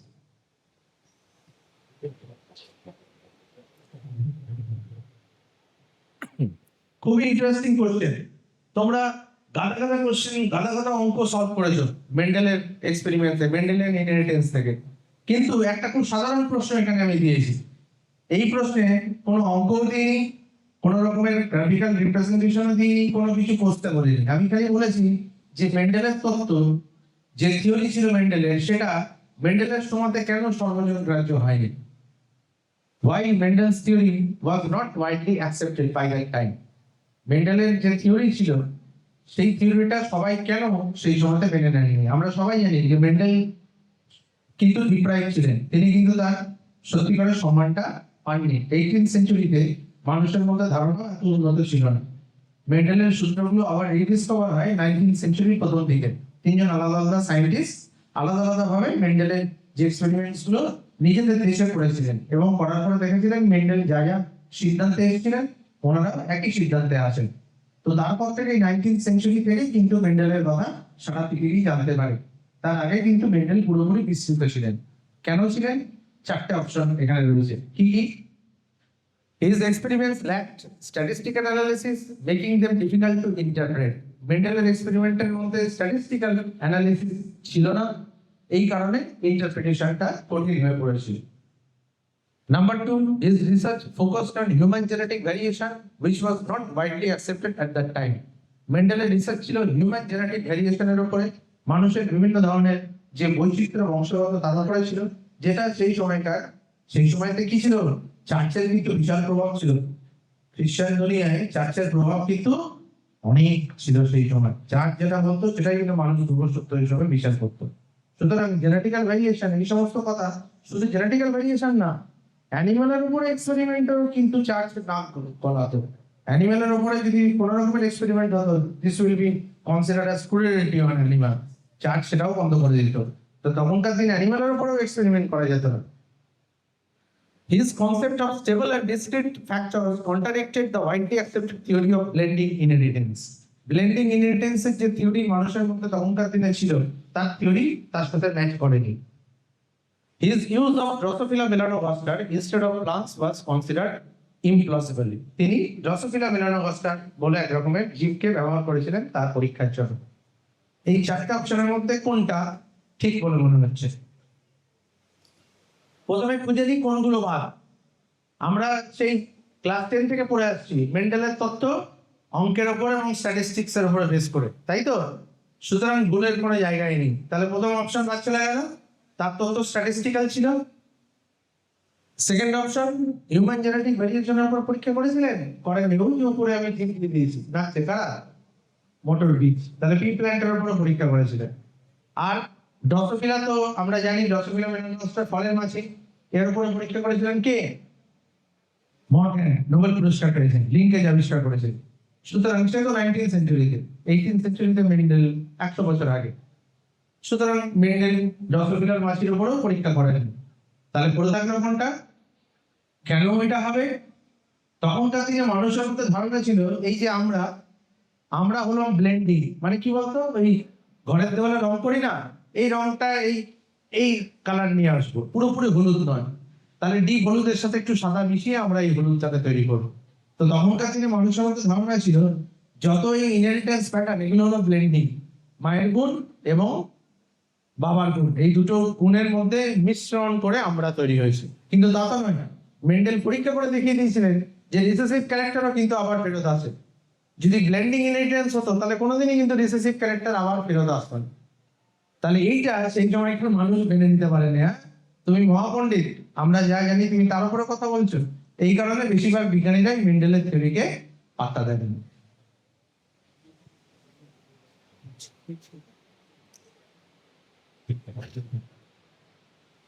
মলিকুলার বায়োলজি থেকে আরেকটা প্রশ্ন খুব ইন্টারেস্টিং, এই প্রশ্নটাও এক্সপেক্ট করতে পারো তোমরা।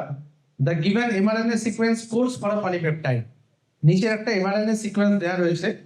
এই এমআরএনএ সিকোয়েন্সটা নির্দিষ্ট কতগুলো পলিপেপটাইড, একটা পলিপেপটাইড চেইন তৈরি করে যার মধ্যে নির্দিষ্ট কতগুলো অ্যামাইনো অ্যাসিড থাকে। তোমাকে আইডেন্টিফাই করতে বলা হয়েছে কতগুলো পর্যন্ত অ্যামাইনো অ্যাসিড এই পলিপেপটাইড চেইনে থাকতে পারে। 3টে, 4টে, 5টা, 6টা। তাহলে এটার জন্য তোমার কি দরকার? এটা সলভ করতে গেলে কি প্রয়োজন হবে বলো?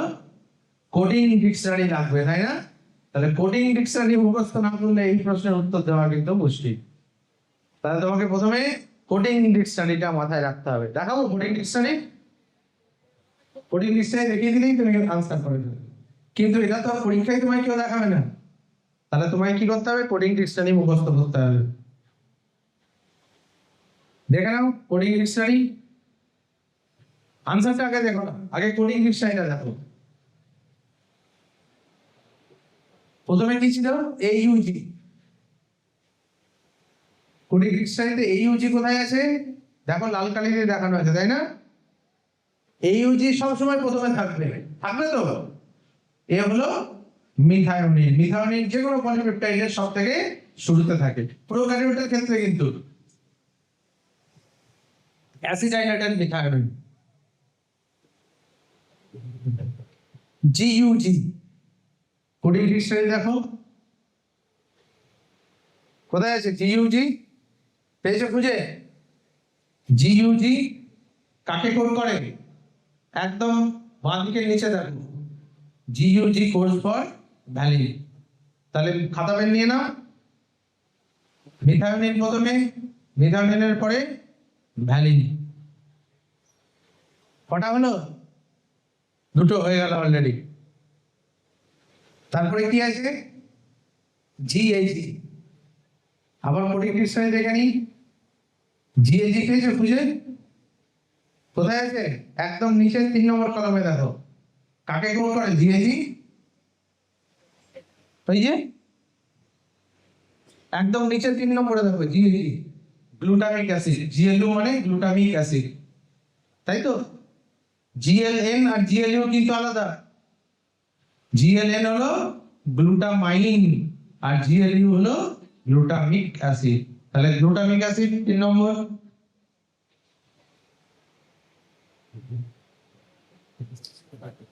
জিএজির পরে কি আছে? জিইউইউ। আবার কোডিং ডিকশনারি চলে যাও। জিইউইউ কোথায় আছে? একদম প্রথমে লাস্টে। কি হবে? ভ্যালিন। আবার ভ্যালিন চলে এসেছে। তাহলে ভ্যালিন এখানে কি হলো? রিপিট হলো। তাহলে রিপিট হলো ধরবো? সেটা আমি ধরবো না। তাহলে অলরেডি কটা হয়ে এসছে আমার হাতে? 3টে হয়ে এসছে, তাই তো? তারপরে জিইউইউ পরে ইউজিজি। ইউজিজি কি হবে? কোথায় আছে ইউজিজি? দেখো ইউজিজি আছে 3 নম্বর রোতে, সেকেন্ড কলামে, তাই তো?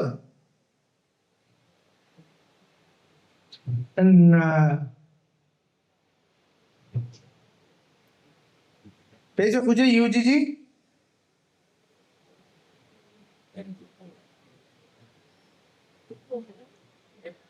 ফার্স্ট ফার্স্ট যে রোটা তার 4 নম্বর কলমে দেখো ইউজিজি। ইউজিজি কোর্স ফর ট্রিপ্টোফান।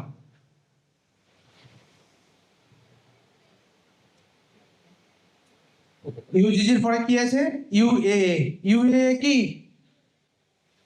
UAA স্টপ করুন, তাহলে এখানে পলিপেপটাইড সিনথেসিস বন্ধ হয়ে গেল।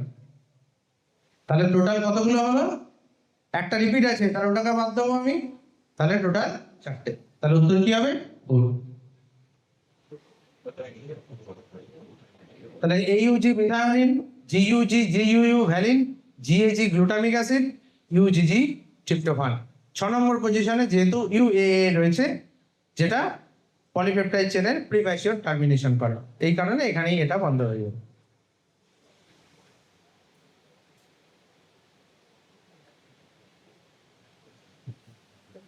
বায়োটেকনোলজি থেকে কতগুলো প্রশ্ন এখানে রয়েছে।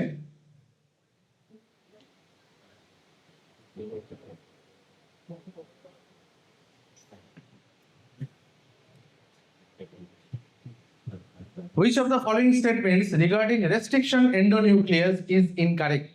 Restriction endonuclease এর ক্ষেত্রে নিচের কোন তথ্যটি সঠিক না? They recognize a specific base sequence in DNA. তারা DNA এর একটা নির্দিষ্ট base sequence কে recognize করে। They are a primitive type of immune system produced by bacterial cells. এরা একটা আদিম প্রকৃতির ইমিউন সিস্টেম, ব্যাকটেরিয়া কোষ দ্বারা সৃষ্টি হয়।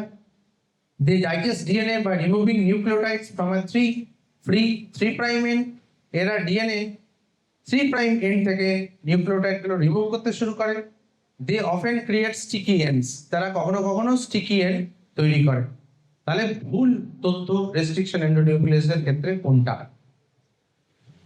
ভালো, কোনটা মনে হচ্ছে? আগে কোনটা ঠিক সেটা আগে খুঁজে নিতে হবে, তাই তো? আগে খুঁজতে হবে কোনটা সঠিক তথ্য সেটা, তারপরে আমরা যেগুলো বেঠিক সেগুলোর দিকে নজর দেবো। তার আগে আমি জানি কোনটা।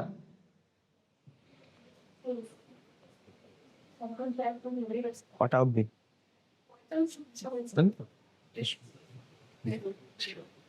এটাই লাস্ট প্রশ্ন আমাদের, চটপট করে বল।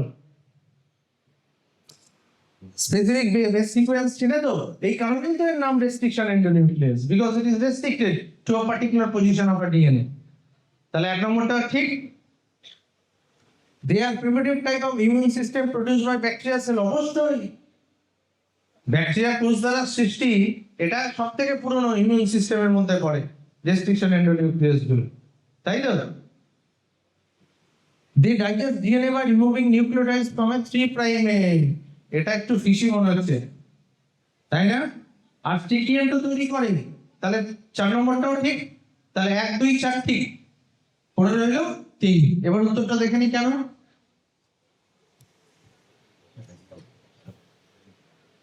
রেস্ট্রিকশন এন্ডোনিউক্লিয়াস এরা specific recognition site polynucleotide chain থেকে কাজ করে, কিন্তু এক্সোনিউক্লিয়াসের মতো কাজ করে না। নির্দিষ্ট 3' থেকেই যে কাটতে হবে তার কোনো মানে নেই, 5' থেকেও কাটতে পারে। বুঝতে পেরেছো? তাহলে 3' থেকেই যে তাকে কাটতে হবে তার কোনো, সে 5' থেকেও কাটতে পারে। তাহলে ক্লিয়ার হয়ে গেল আনসারটা আমার। তাহলে আমরা আজকে বেশ কিছু প্রশ্ন আলোচনা করলাম, একদম ওয়েটেজের উপর বেস করে প্রশ্নগুলো আলোচনা করেছি। আশা করি এটা তোমাদের উপকারী হবে। তোমরা এই ধরনের প্রশ্নগুলো ভবিষ্যতে প্র্যাকটিস করতে থাকো। I hope you can able to achieve success. Thank you very much.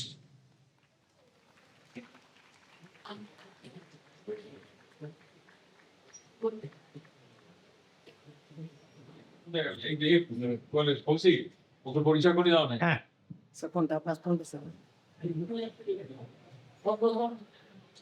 সবাই বসো, এখন তোমাদের ম্যাথস ক্লাস হবে, ভীষণ এনজয়েবল ক্লাস।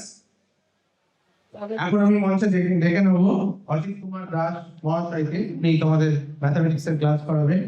ভীষণ ইন্টারেস্টিং ক্লাস হবে, এক মুহূর্তও তোমরা বোর হবে না। And this class will be very interactive.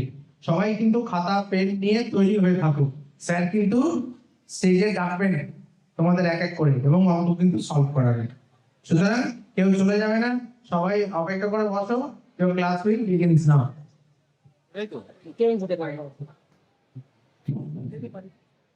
বলছি আমরা তাহলে বেরিয়ে গেলাম। কক্ষে উপস্থিত আমার স্নেহের ছাত্র, আশা করবো তোরা সব ভালো আছিস।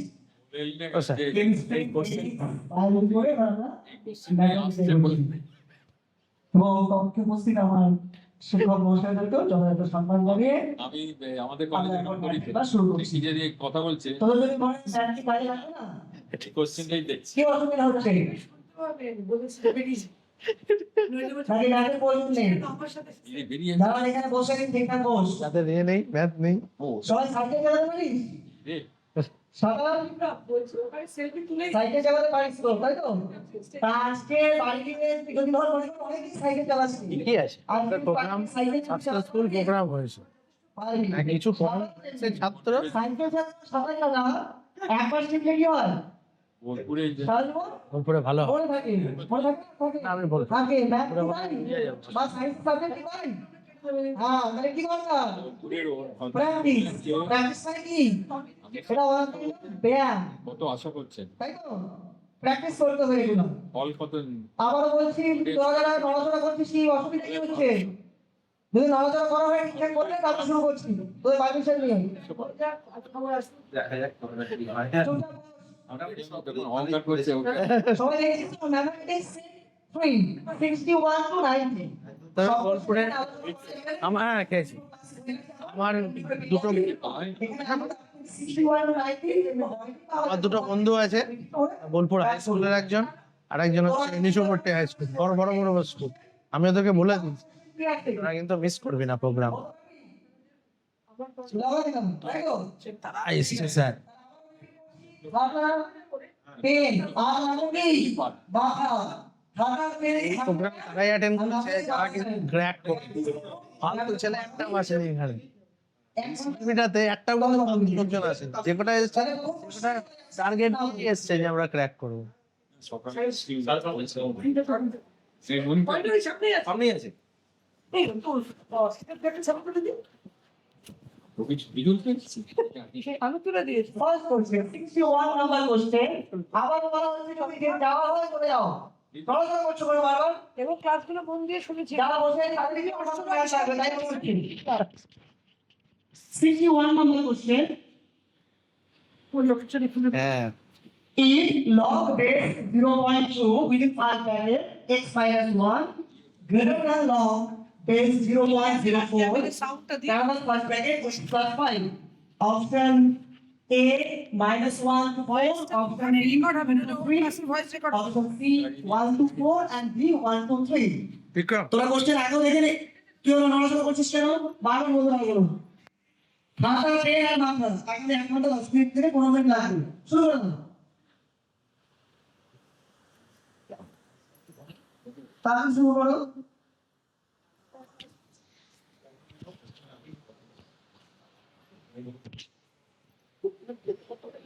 যে কটা ক্লাস হচ্ছে আমার এখানে থার্ড ডে চলছে প্রত্যেকে কিন্তু ফার্স্ট কোশ্চেন আনসার দিয়েছিল খুব দ্রুত ফার্স্ট দেখতে হবে কোশ্চেনটায় লগ দুটোর বেস আলাদা তাহলে আমাদের বেস দুটোকে সেম করার ব্যবস্থা করতে হবে এবার কাজ করতে করতে কিছু কোশ্চেন তোদের জিজ্ঞাসা করে নিচ্ছি লগটা আমরা ক্লাস 9 এ শিখেছিলাম কেন শিখেছিলাম কি কারণে প্রয়োজন পড়েছিল লগ শেখার হাত তুলে বলতে পারিস লগ শেখার প্রয়োজন হয়েছিল কেন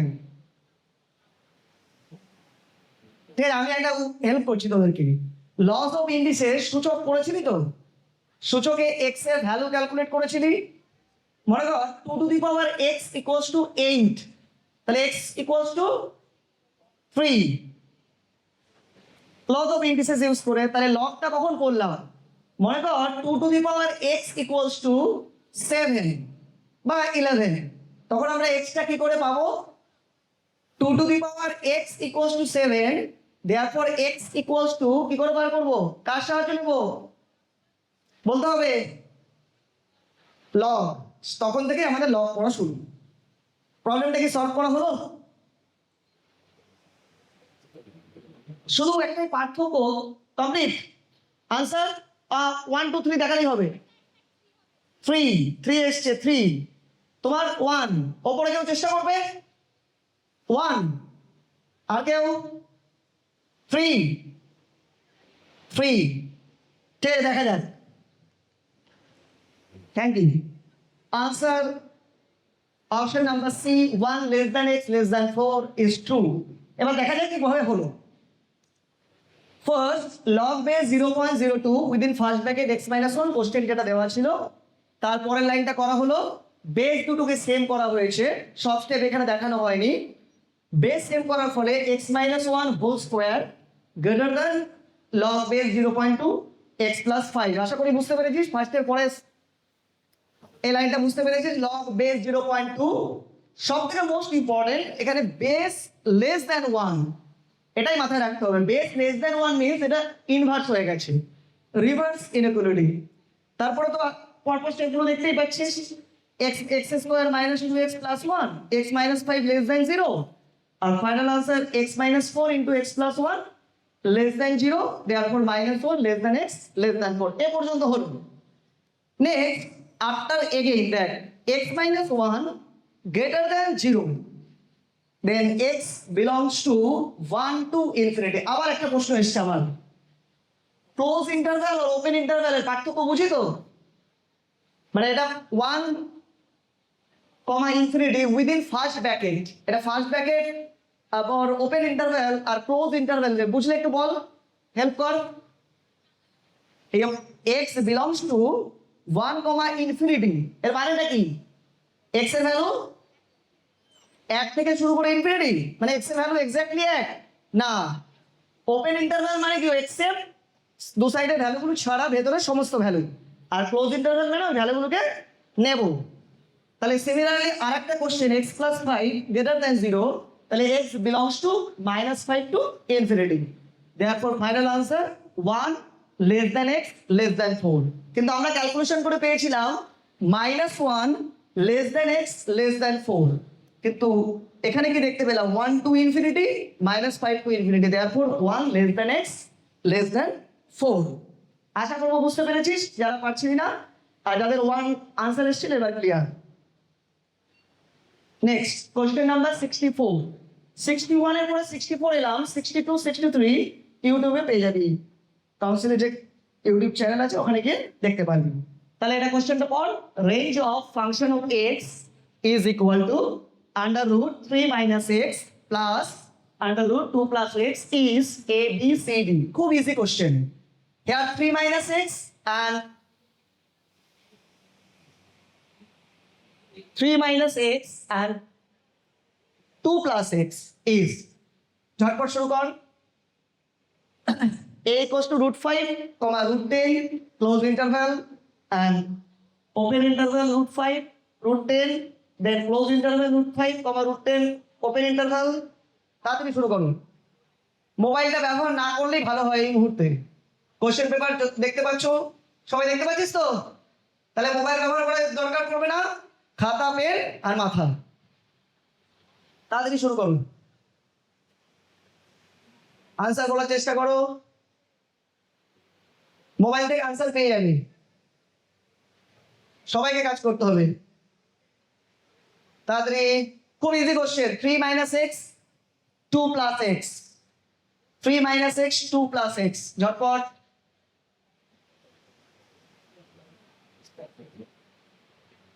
তাড়াতাড়ি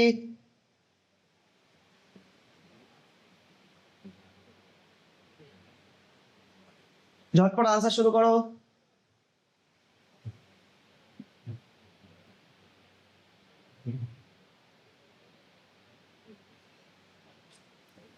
বলে দিতে হবে নাকি? কারণ রয়েছে 1 root 5 comma root 10, দেখছি। আর কারো আনসার ওপরে যারা বসে আছি প্র্যাকটিস তাড়াতাড়ি শুরু কর। 1 আনসার, অপশন এ আর 1। আর কেউ? দেখা যাক। Yes, answer root 5 comma root 10 within close interval, 1 option। কিভাবে হলো দেখ, f of x given, then f of 3 x1 and x2, f of 3 root 5 and f of minus 2 x1 and x2, then both case root 5 and mid value there, just exactly not y axis, just একটু সরে half comma root 10, half করে দেখে পেলাম median 3 a1 plus x1 plus x2 by 2, therefore 3 minus 2 by 2 f of 1 by 2 f of under root just বসিয়ে দিলাম, বসিয়ে দিয়ে answer পেলাম √10, therefore range √5 to √10। আশা করবো বুঝতে পেরেছিস। পরের প্রবলেমে যাচ্ছি, √5, √10।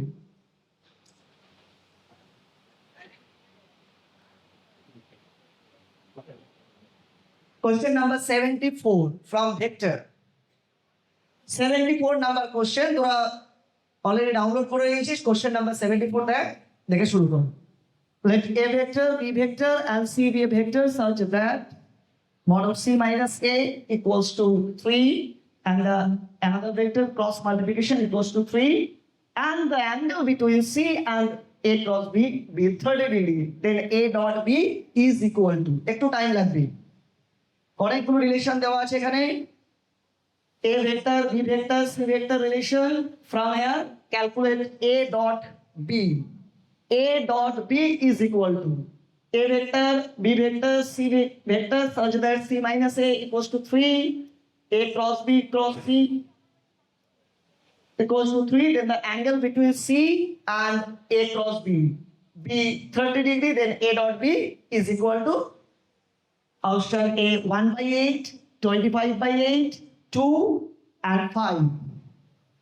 তোরা যদি বলিস চেষ্টা করবি তাহলে একটু সময় দেবো, তাহলে চলে যেতে পারি আনসারে। চেষ্টা করছিস, একটু সময় লাগবে। যে যে রিলেশনগুলো দেওয়া আছে সেগুলোর দিকে ভালো করে তাকাও, তাহলেই হয়ে যাবে।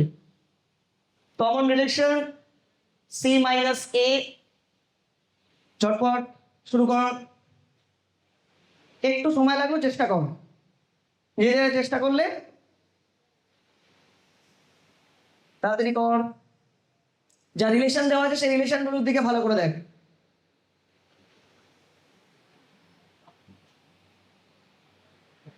তোদের পারমিশন নিয়ে এগিয়ে যাবেন। যদি বলিস আনসার শো করতে তাহলে করে দেবো, তাহলে আর কি হবে না, মাথার যে ব্যায়াম সেটা আর হবে না,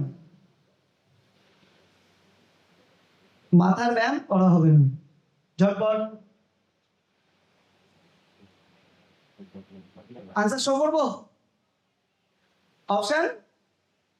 অপশন A 1/8, আর কিছু অপশন চাই। 1/8, another option 2, that means 25/8, A dot B equals to 25/8, তাহলে A হয়ে গেছে, B হয়ে গেছে। এখানে কিন্তু অপশন দেখে অন্য কোনো সাবজেক্টের মতো মানে মনে করে রেখে আনসার করা যাবে না, এখানে পড়ে দেখে অপশনটা বোঝা যাবে যে পারফেক্ট হয়েছে কিনা। আর কেউ বলবি?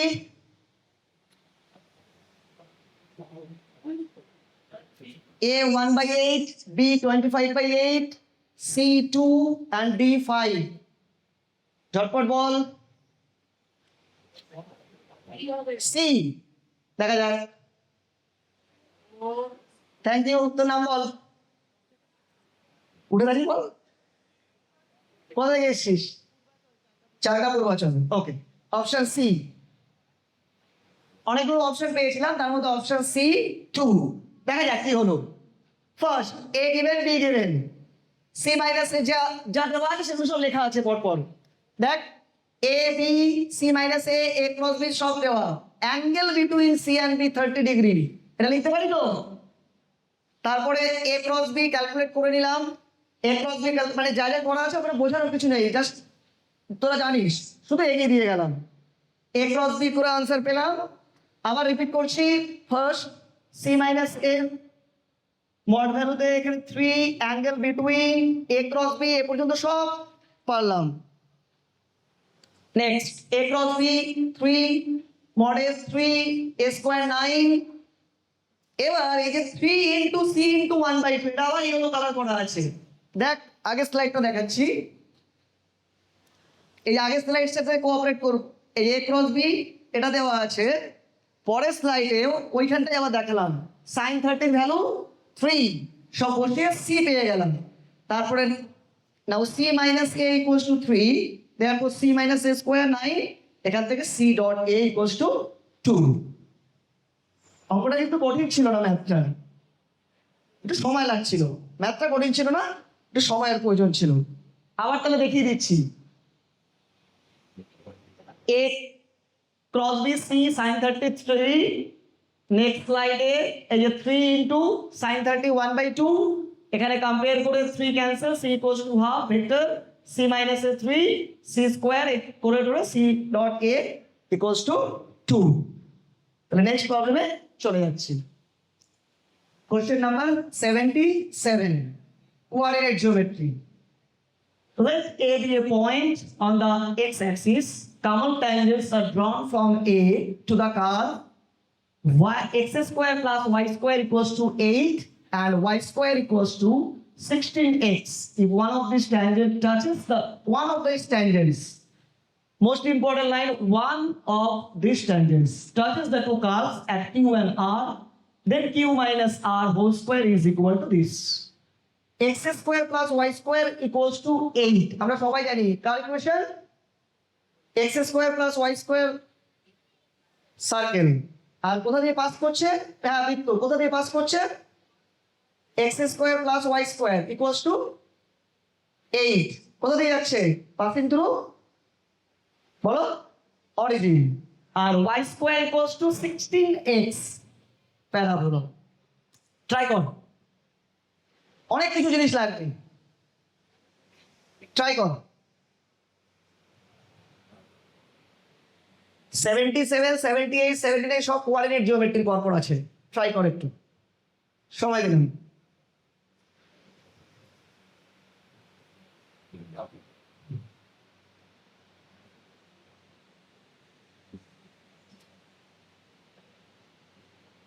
আবারও রিপিট করছি, if one of these tangents calculate করতে হবে।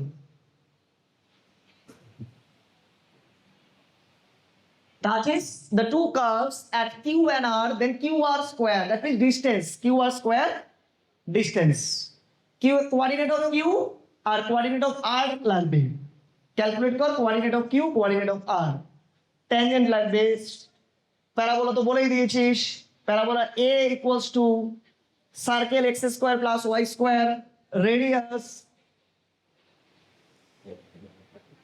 তাড়াতাড়ি চেষ্টা কর, মোবাইলের সাহায্য না নিলেই ভালো হয়, শুধু কোশ্চেন দেখার জন্য মোবাইল, বাকি সময়টা আমাদের খাতার পাতা আর মাথা আর পেন লাগবে। তাহলে ম্যাথ মানেই তো প্র্যাকটিস করতে হবে। Option 64, first option, b 76, c 81 and d 72। Option c 81 দেখা যায়। তো নামটা ভুলে গেছি, আগে কি আনসার দিলি, নামটা ভুলে গেছি, শঙ্খদীপ।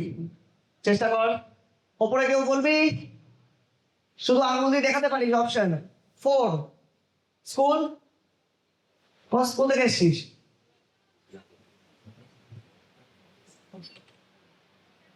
অপশন ডি স্কুল,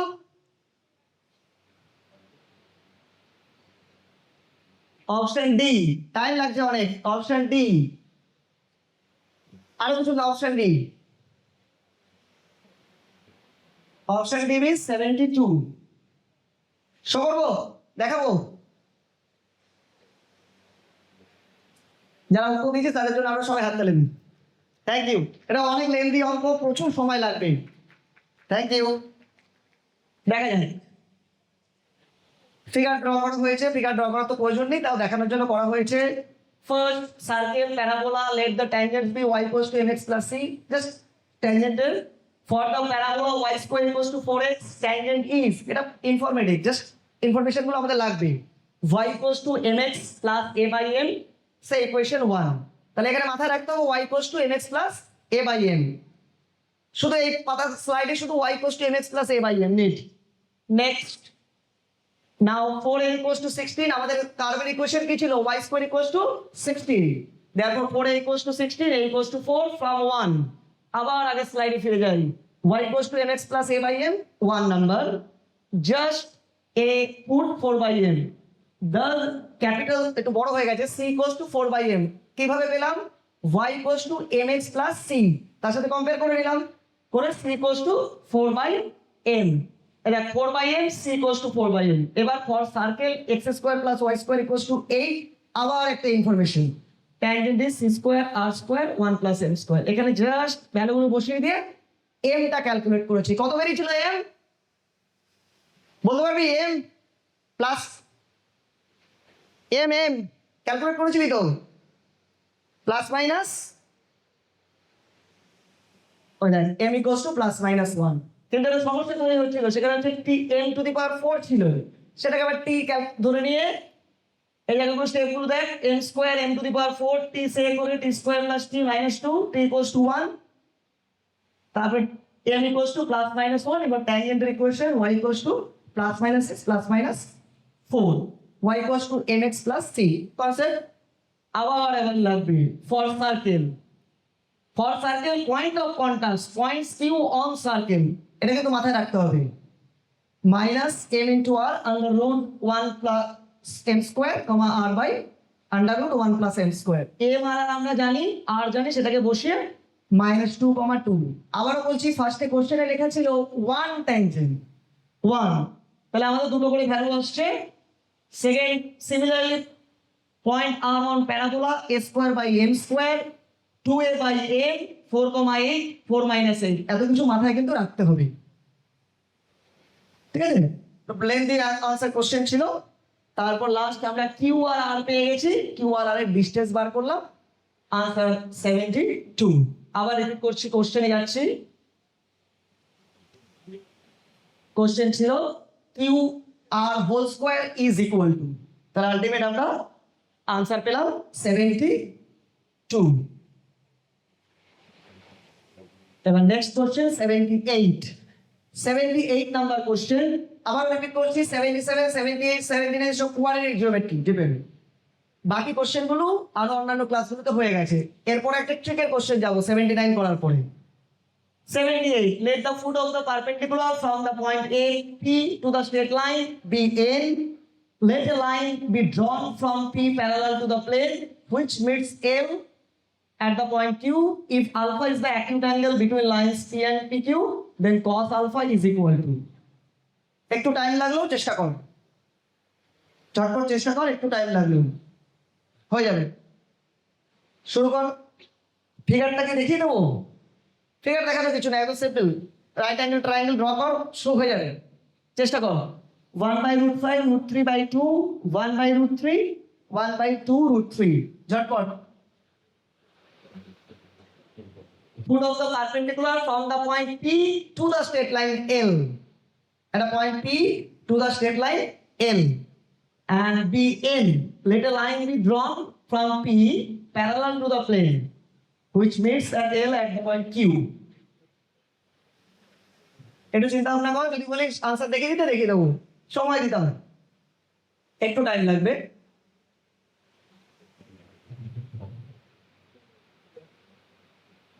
মোবাইলের সাহায্য নেওয়া যাবে না, শুধু কোশ্চেন দেখা যাচ্ছে তো, ওপরে যারা বসে কোশ্চেন দেখতে পাচ্ছিস তো? কোশ্চেন যখন দেখা যাচ্ছে তাহলে ঝটপট কর। এটা তোদের পাড়ার মধ্যেই পড়বে, আগেরটা অনেক কিছু লাগছিল তাই একটু টাইম লাগছে, এটা ইজি হয়ে যাবে। এই প্রবলেমগুলো খুব কম ট্রিক দেওয়া যাচ্ছে, তাড়াতাড়ি।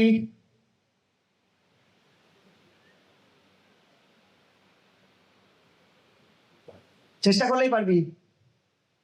Foot of the perpendicular direction ratio তোরা তো জানিস, চেষ্টা কর। যদি কথাটা না বলে একটু চেষ্টা করিস তাহলে ভালো লাগবে, যারা কথা বলছিস তাদের জন্য বললাম। কথা না বলে যদি একটু চেষ্টা করিস, ঝটপট। ওপরে কি চেষ্টা করছিস তো? সবার কাছে আছে তো পেন খাতা? আর সাথে মাথাটা তোদের সাথেই থাকবে। তাড়াতাড়ি।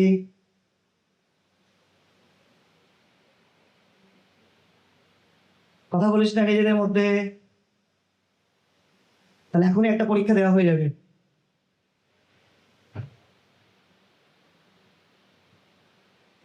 One by √5 √3/2 1/√3 1/2 √3 cos alpha.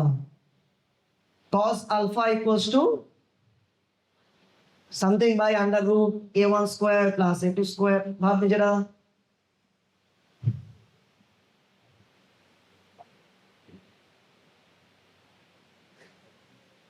আর সময় দেবো 3, 1/√3। আর কেউ স্কুলের নামটা আরেকবার বলবি, খেয়াল নেই। হিংনারায়ণ।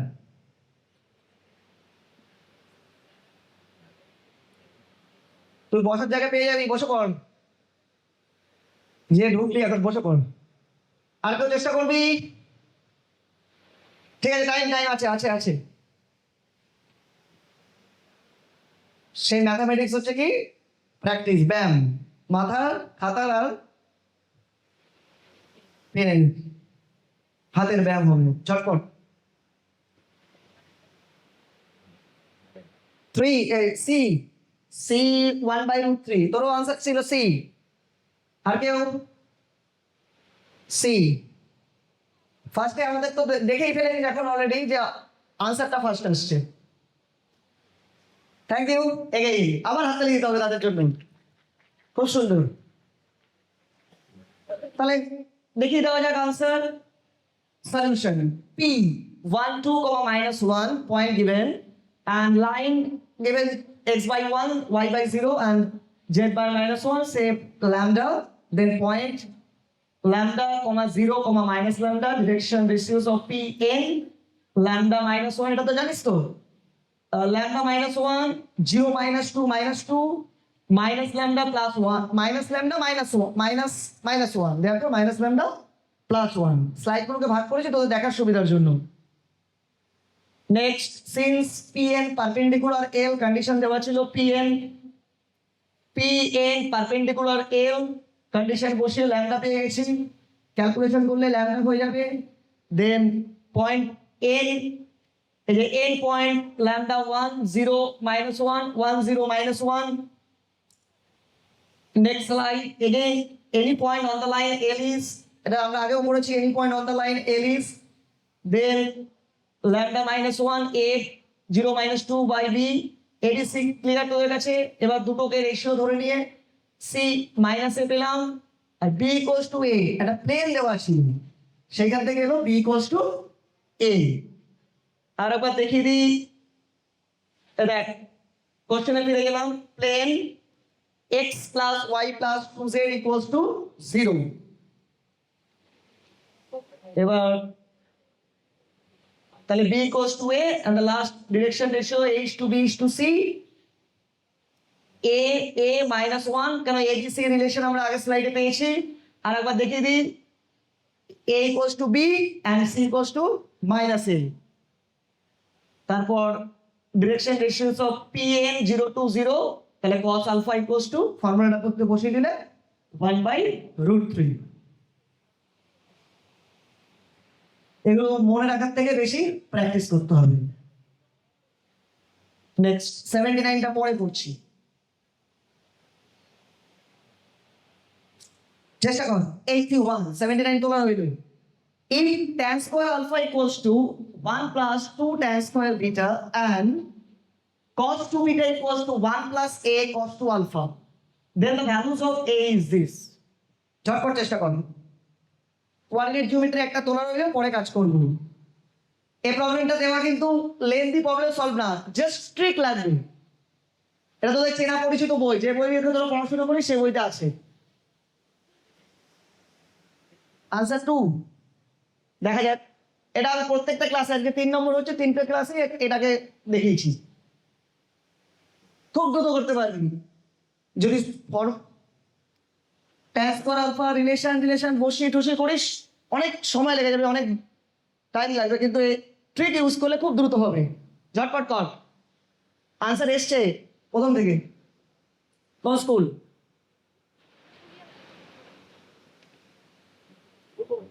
তোরা চেষ্টা কর।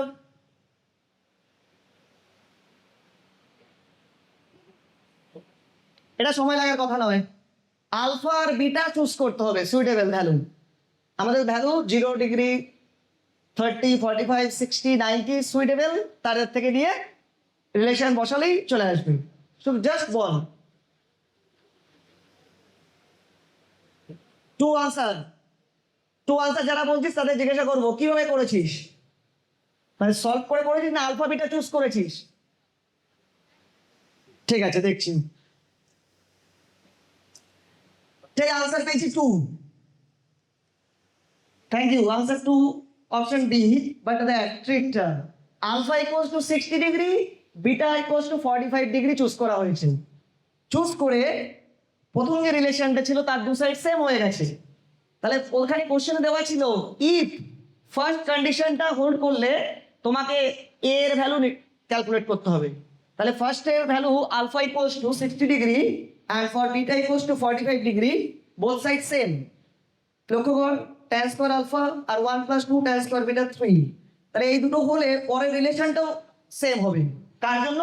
আলফা আর বিটার ফিক্সড ভ্যালুর জন্য। তাহলে a ইকুয়ালস টু 2। এই কোশ্চেনটা থেকে আর কি কোশ্চেন হতে পারে? কেউ একজন বলতে পারবি?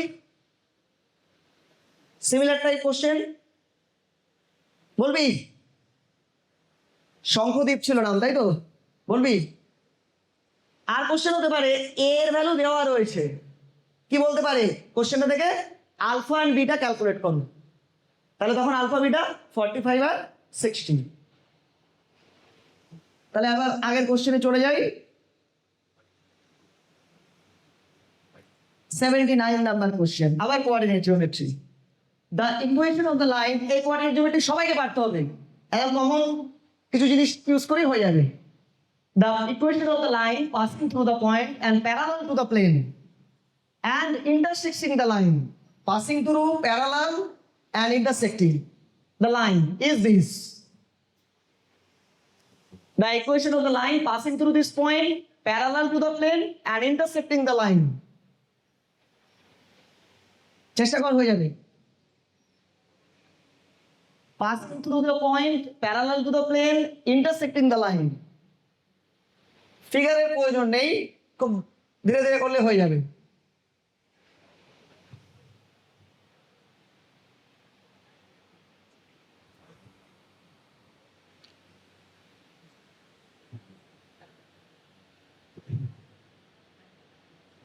বলতে হবে answer.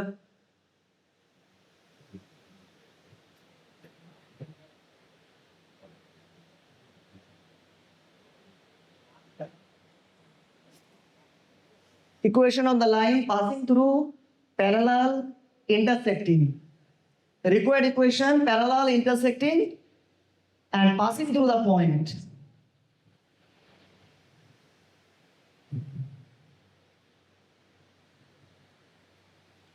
Passing through the point তো বুঝিস, তার সাথে কোনটা কোনটা ম্যাচ করছে? পাসিং থ্রু দ্য পয়েন্ট দিয়ে এ ম্যাচ করছে, এ করছে না, তাহলে বি সি ডি। সি বলছিস, দেখে আর কেউ আনসার দিক। সি, সি করেছিস? বাহ। আর কেউ? আর কেউ? তাহলে দেখ, দেখিয়ে দেবো না? ওরা ট্রাই করছে। মোবাইলের সাহায্য না মাথার সাহায্য? ঝটপট ওপরে সি x+4 শো করে দিলাম। যারা আনসার দিচ্ছিস তাদের জন্য হাততালি। তোরা কি দিবি না হাততালি রে? বলতে হচ্ছে কেন? ঠিক আছে, দেখা যাক কি হলো। The equation of the line passing through the points -4, 3, 1 is x+4 by a, y - 3, z - c হয়ে গেল। তাহলে প্রথম অপশন এটা ক্যান্সেল হয়ে গেছিল, কেন? ক্লিয়ার হয়েছিল যে বি সি ডি এর মধ্যে answer. Next, which is parallel to the plane, therefore a + 2b, that x y z a b c, a + 2b - c = 0.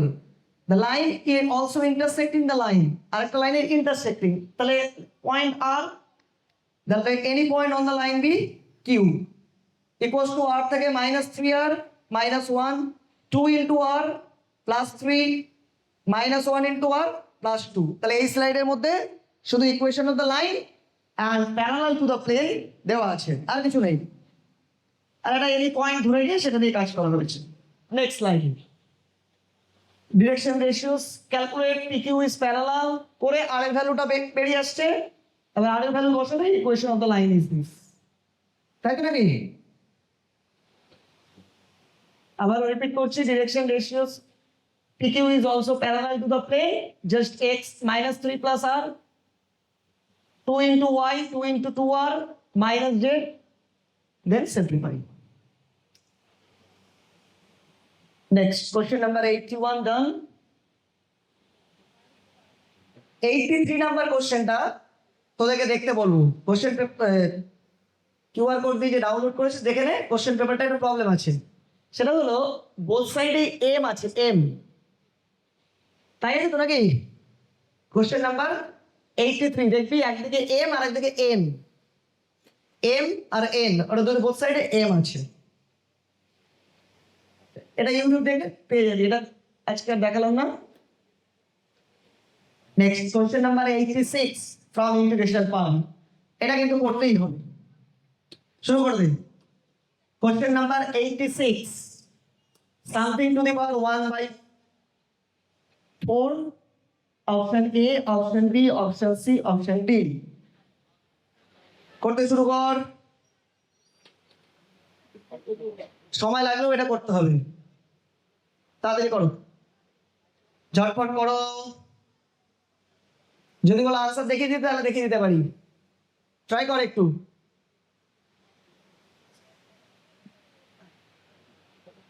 সকল আনসার দেখবি, করবি, চেষ্টা করবি। অপশন নাম্বার ডি কি করে হলো দেখে নে। First line 1/x plus a whole to the power 3, x plus b whole to the power 5 and whole to the power 1/4 dx। এই 1/4, 3/4 আর 5 into 5/4। এবার এখান থেকে x plus 1 একটা রেখে দিলাম আর x plus 1 to the power minus 1/4। Similarly x plus b to the power 1/4। এই x plus b টাকে আবার উপরে নিয়ে চলে গেল, x plus b minus 1 to the power 4। Next স্লাইডে x by b plus x by a whole to the power minus 1/4 into this। এবার এটাকে পুট করা হয়েছে t to the power 4। সেই t to the power 4 টা এখানে বসিয়ে 1/t to the power 4 minus 1/4 আর এটাকে সাবস্টিটিউট করে সিম্পলিফাই করে dx equals to x plus b by whole square by d minus a into 4t square। Next স্লাইডে সেটাকে t আর 4t square, 40 cube 40 to the power 4, x plus b, x plus a, আবার সেটাকে t to the power 4 দিয়ে replace করা হয়েছে এবং after simplification আমরা আনসার পেয়ে গেছি 4/b minus a within first bracket x plus a by x plus b whole to the power 1/4 plus c। এই ইন্টিগ্রেশনটা নিজেরা না করলে পারবি না, শুধু সাবস্টিটিউট কি করা হয়েছে সেটা একটু দেখে নিলি তাহলেই হয়ে যাবে। Next question number 90, last question. First কোশ্চেনটা চুজ করেছিলাম, আবার লাস্ট কোশ্চেনটাও চুজ করেছি। y equals to tan inverse x within first bracket log, first question log আবার last question log, and tan inverse trigonometric inverse লাগবে সেকেন্ড অর্ডার ডেরিভেটিভ। এটাকে করতেই হবে, এটাকে করতেই হবে, ঝটপট কর।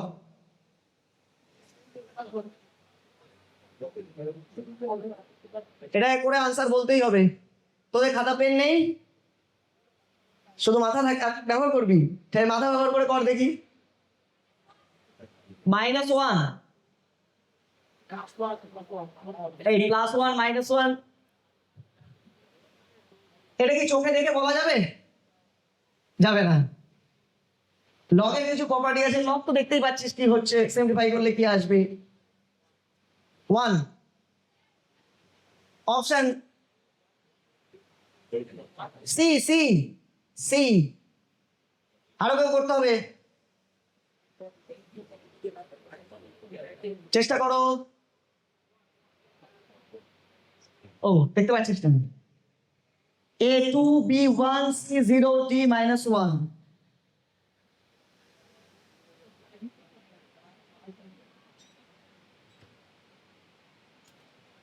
উপর থেকে আনসার এসছে, এটা কিন্তু করতে টাইম লাগেনি, টাইম লাগবেও না, ঝটপট দেখে দেওয়া যাক। Thank you.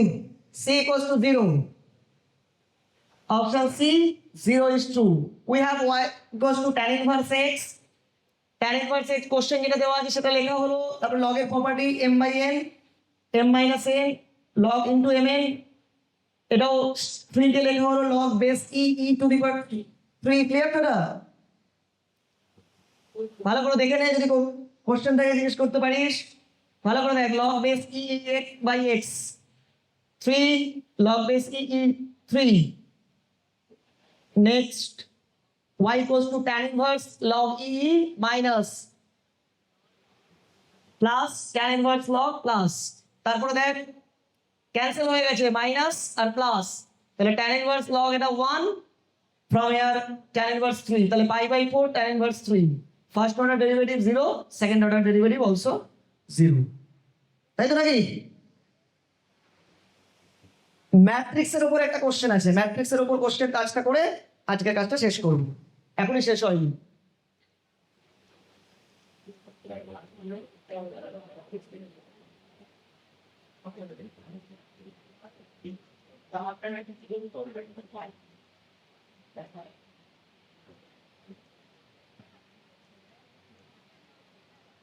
ম্যাট্রিক্সের উপর কাজটা করে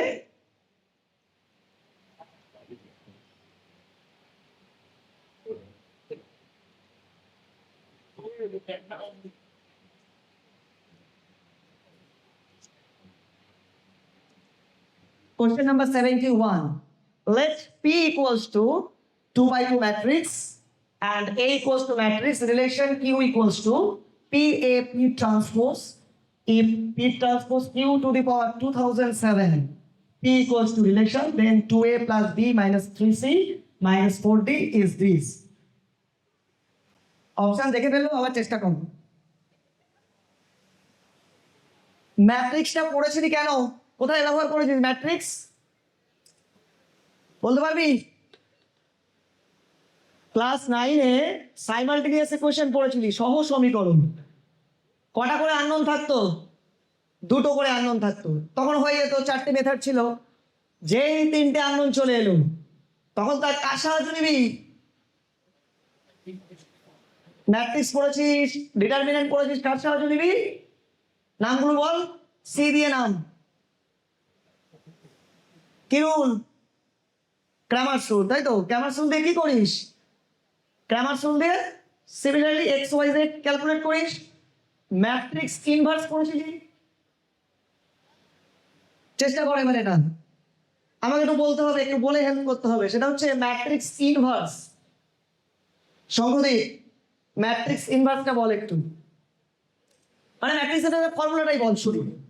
এ ইনভার্স ইকুয়ালস টু, তোরা বলবি A inverse equals to adjoint A by determinant A or 1 by determinant of A adjoint A, কোনটা? দুটোই কারেক্ট। মানে বলতে চাইছি A inverse A equals to adjoint of A by determinant A or 1 by determinant A adjoint A। 1 by determinant A, adjoint A by determinant A হবে না, তাই তো? কেন হবে না? ম্যাট্রিক্স ফিল্ডে কি শিখেছিলি? ম্যাট্রিক্স অ্যাডিশন, সাবট্রাকশন আর কি? ম্যাট্রিক্সের ভাগ করেছিলি? ভাগ করেছিস ম্যাট্রিক্সের? করিসনি তো? তাহলে ওটা রিলেশনটা প্রোডাক্টের থাকছে, মানে A inverse equals to 1 by determinant of A adjoint A, মানে A B। কখনোই কিন্তু বলবি না A dot B, A cross B, কি বলবি? A B। ওটাই হচ্ছে ম্যাট্রিক্সের প্রোডাক্ট। কিন্তু ডট আর ক্রস হবে না। ডট ক্রস হলে কোথায় চলে যেতে হবে? কোন ফিল্ডে যেতে হবে? ডট ক্রসের ভেক্টরে, তাই তো?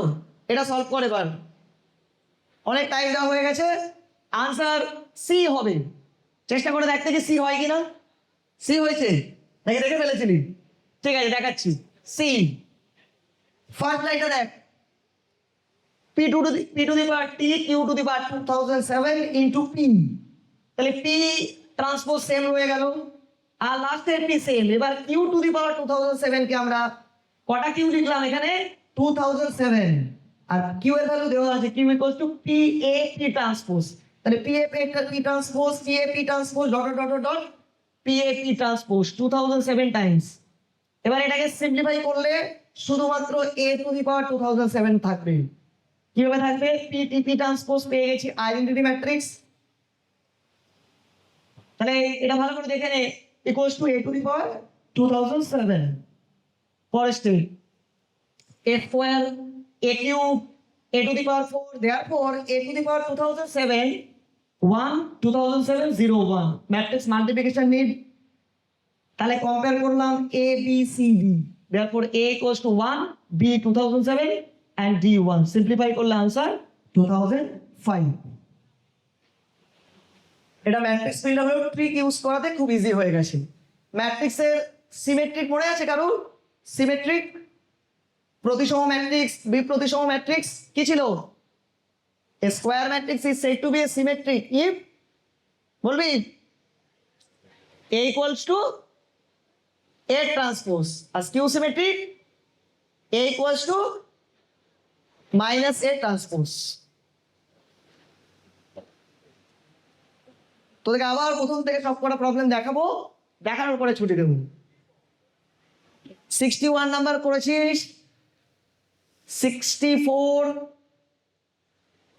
71 জাস্ট হলো, 74 ভেক্টর,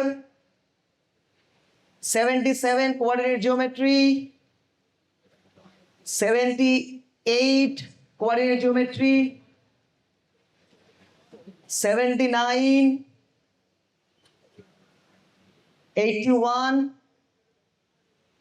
83 নাম্বার কোশ্চেনটা একটু কারেকশন করে নিবি। 86, 90,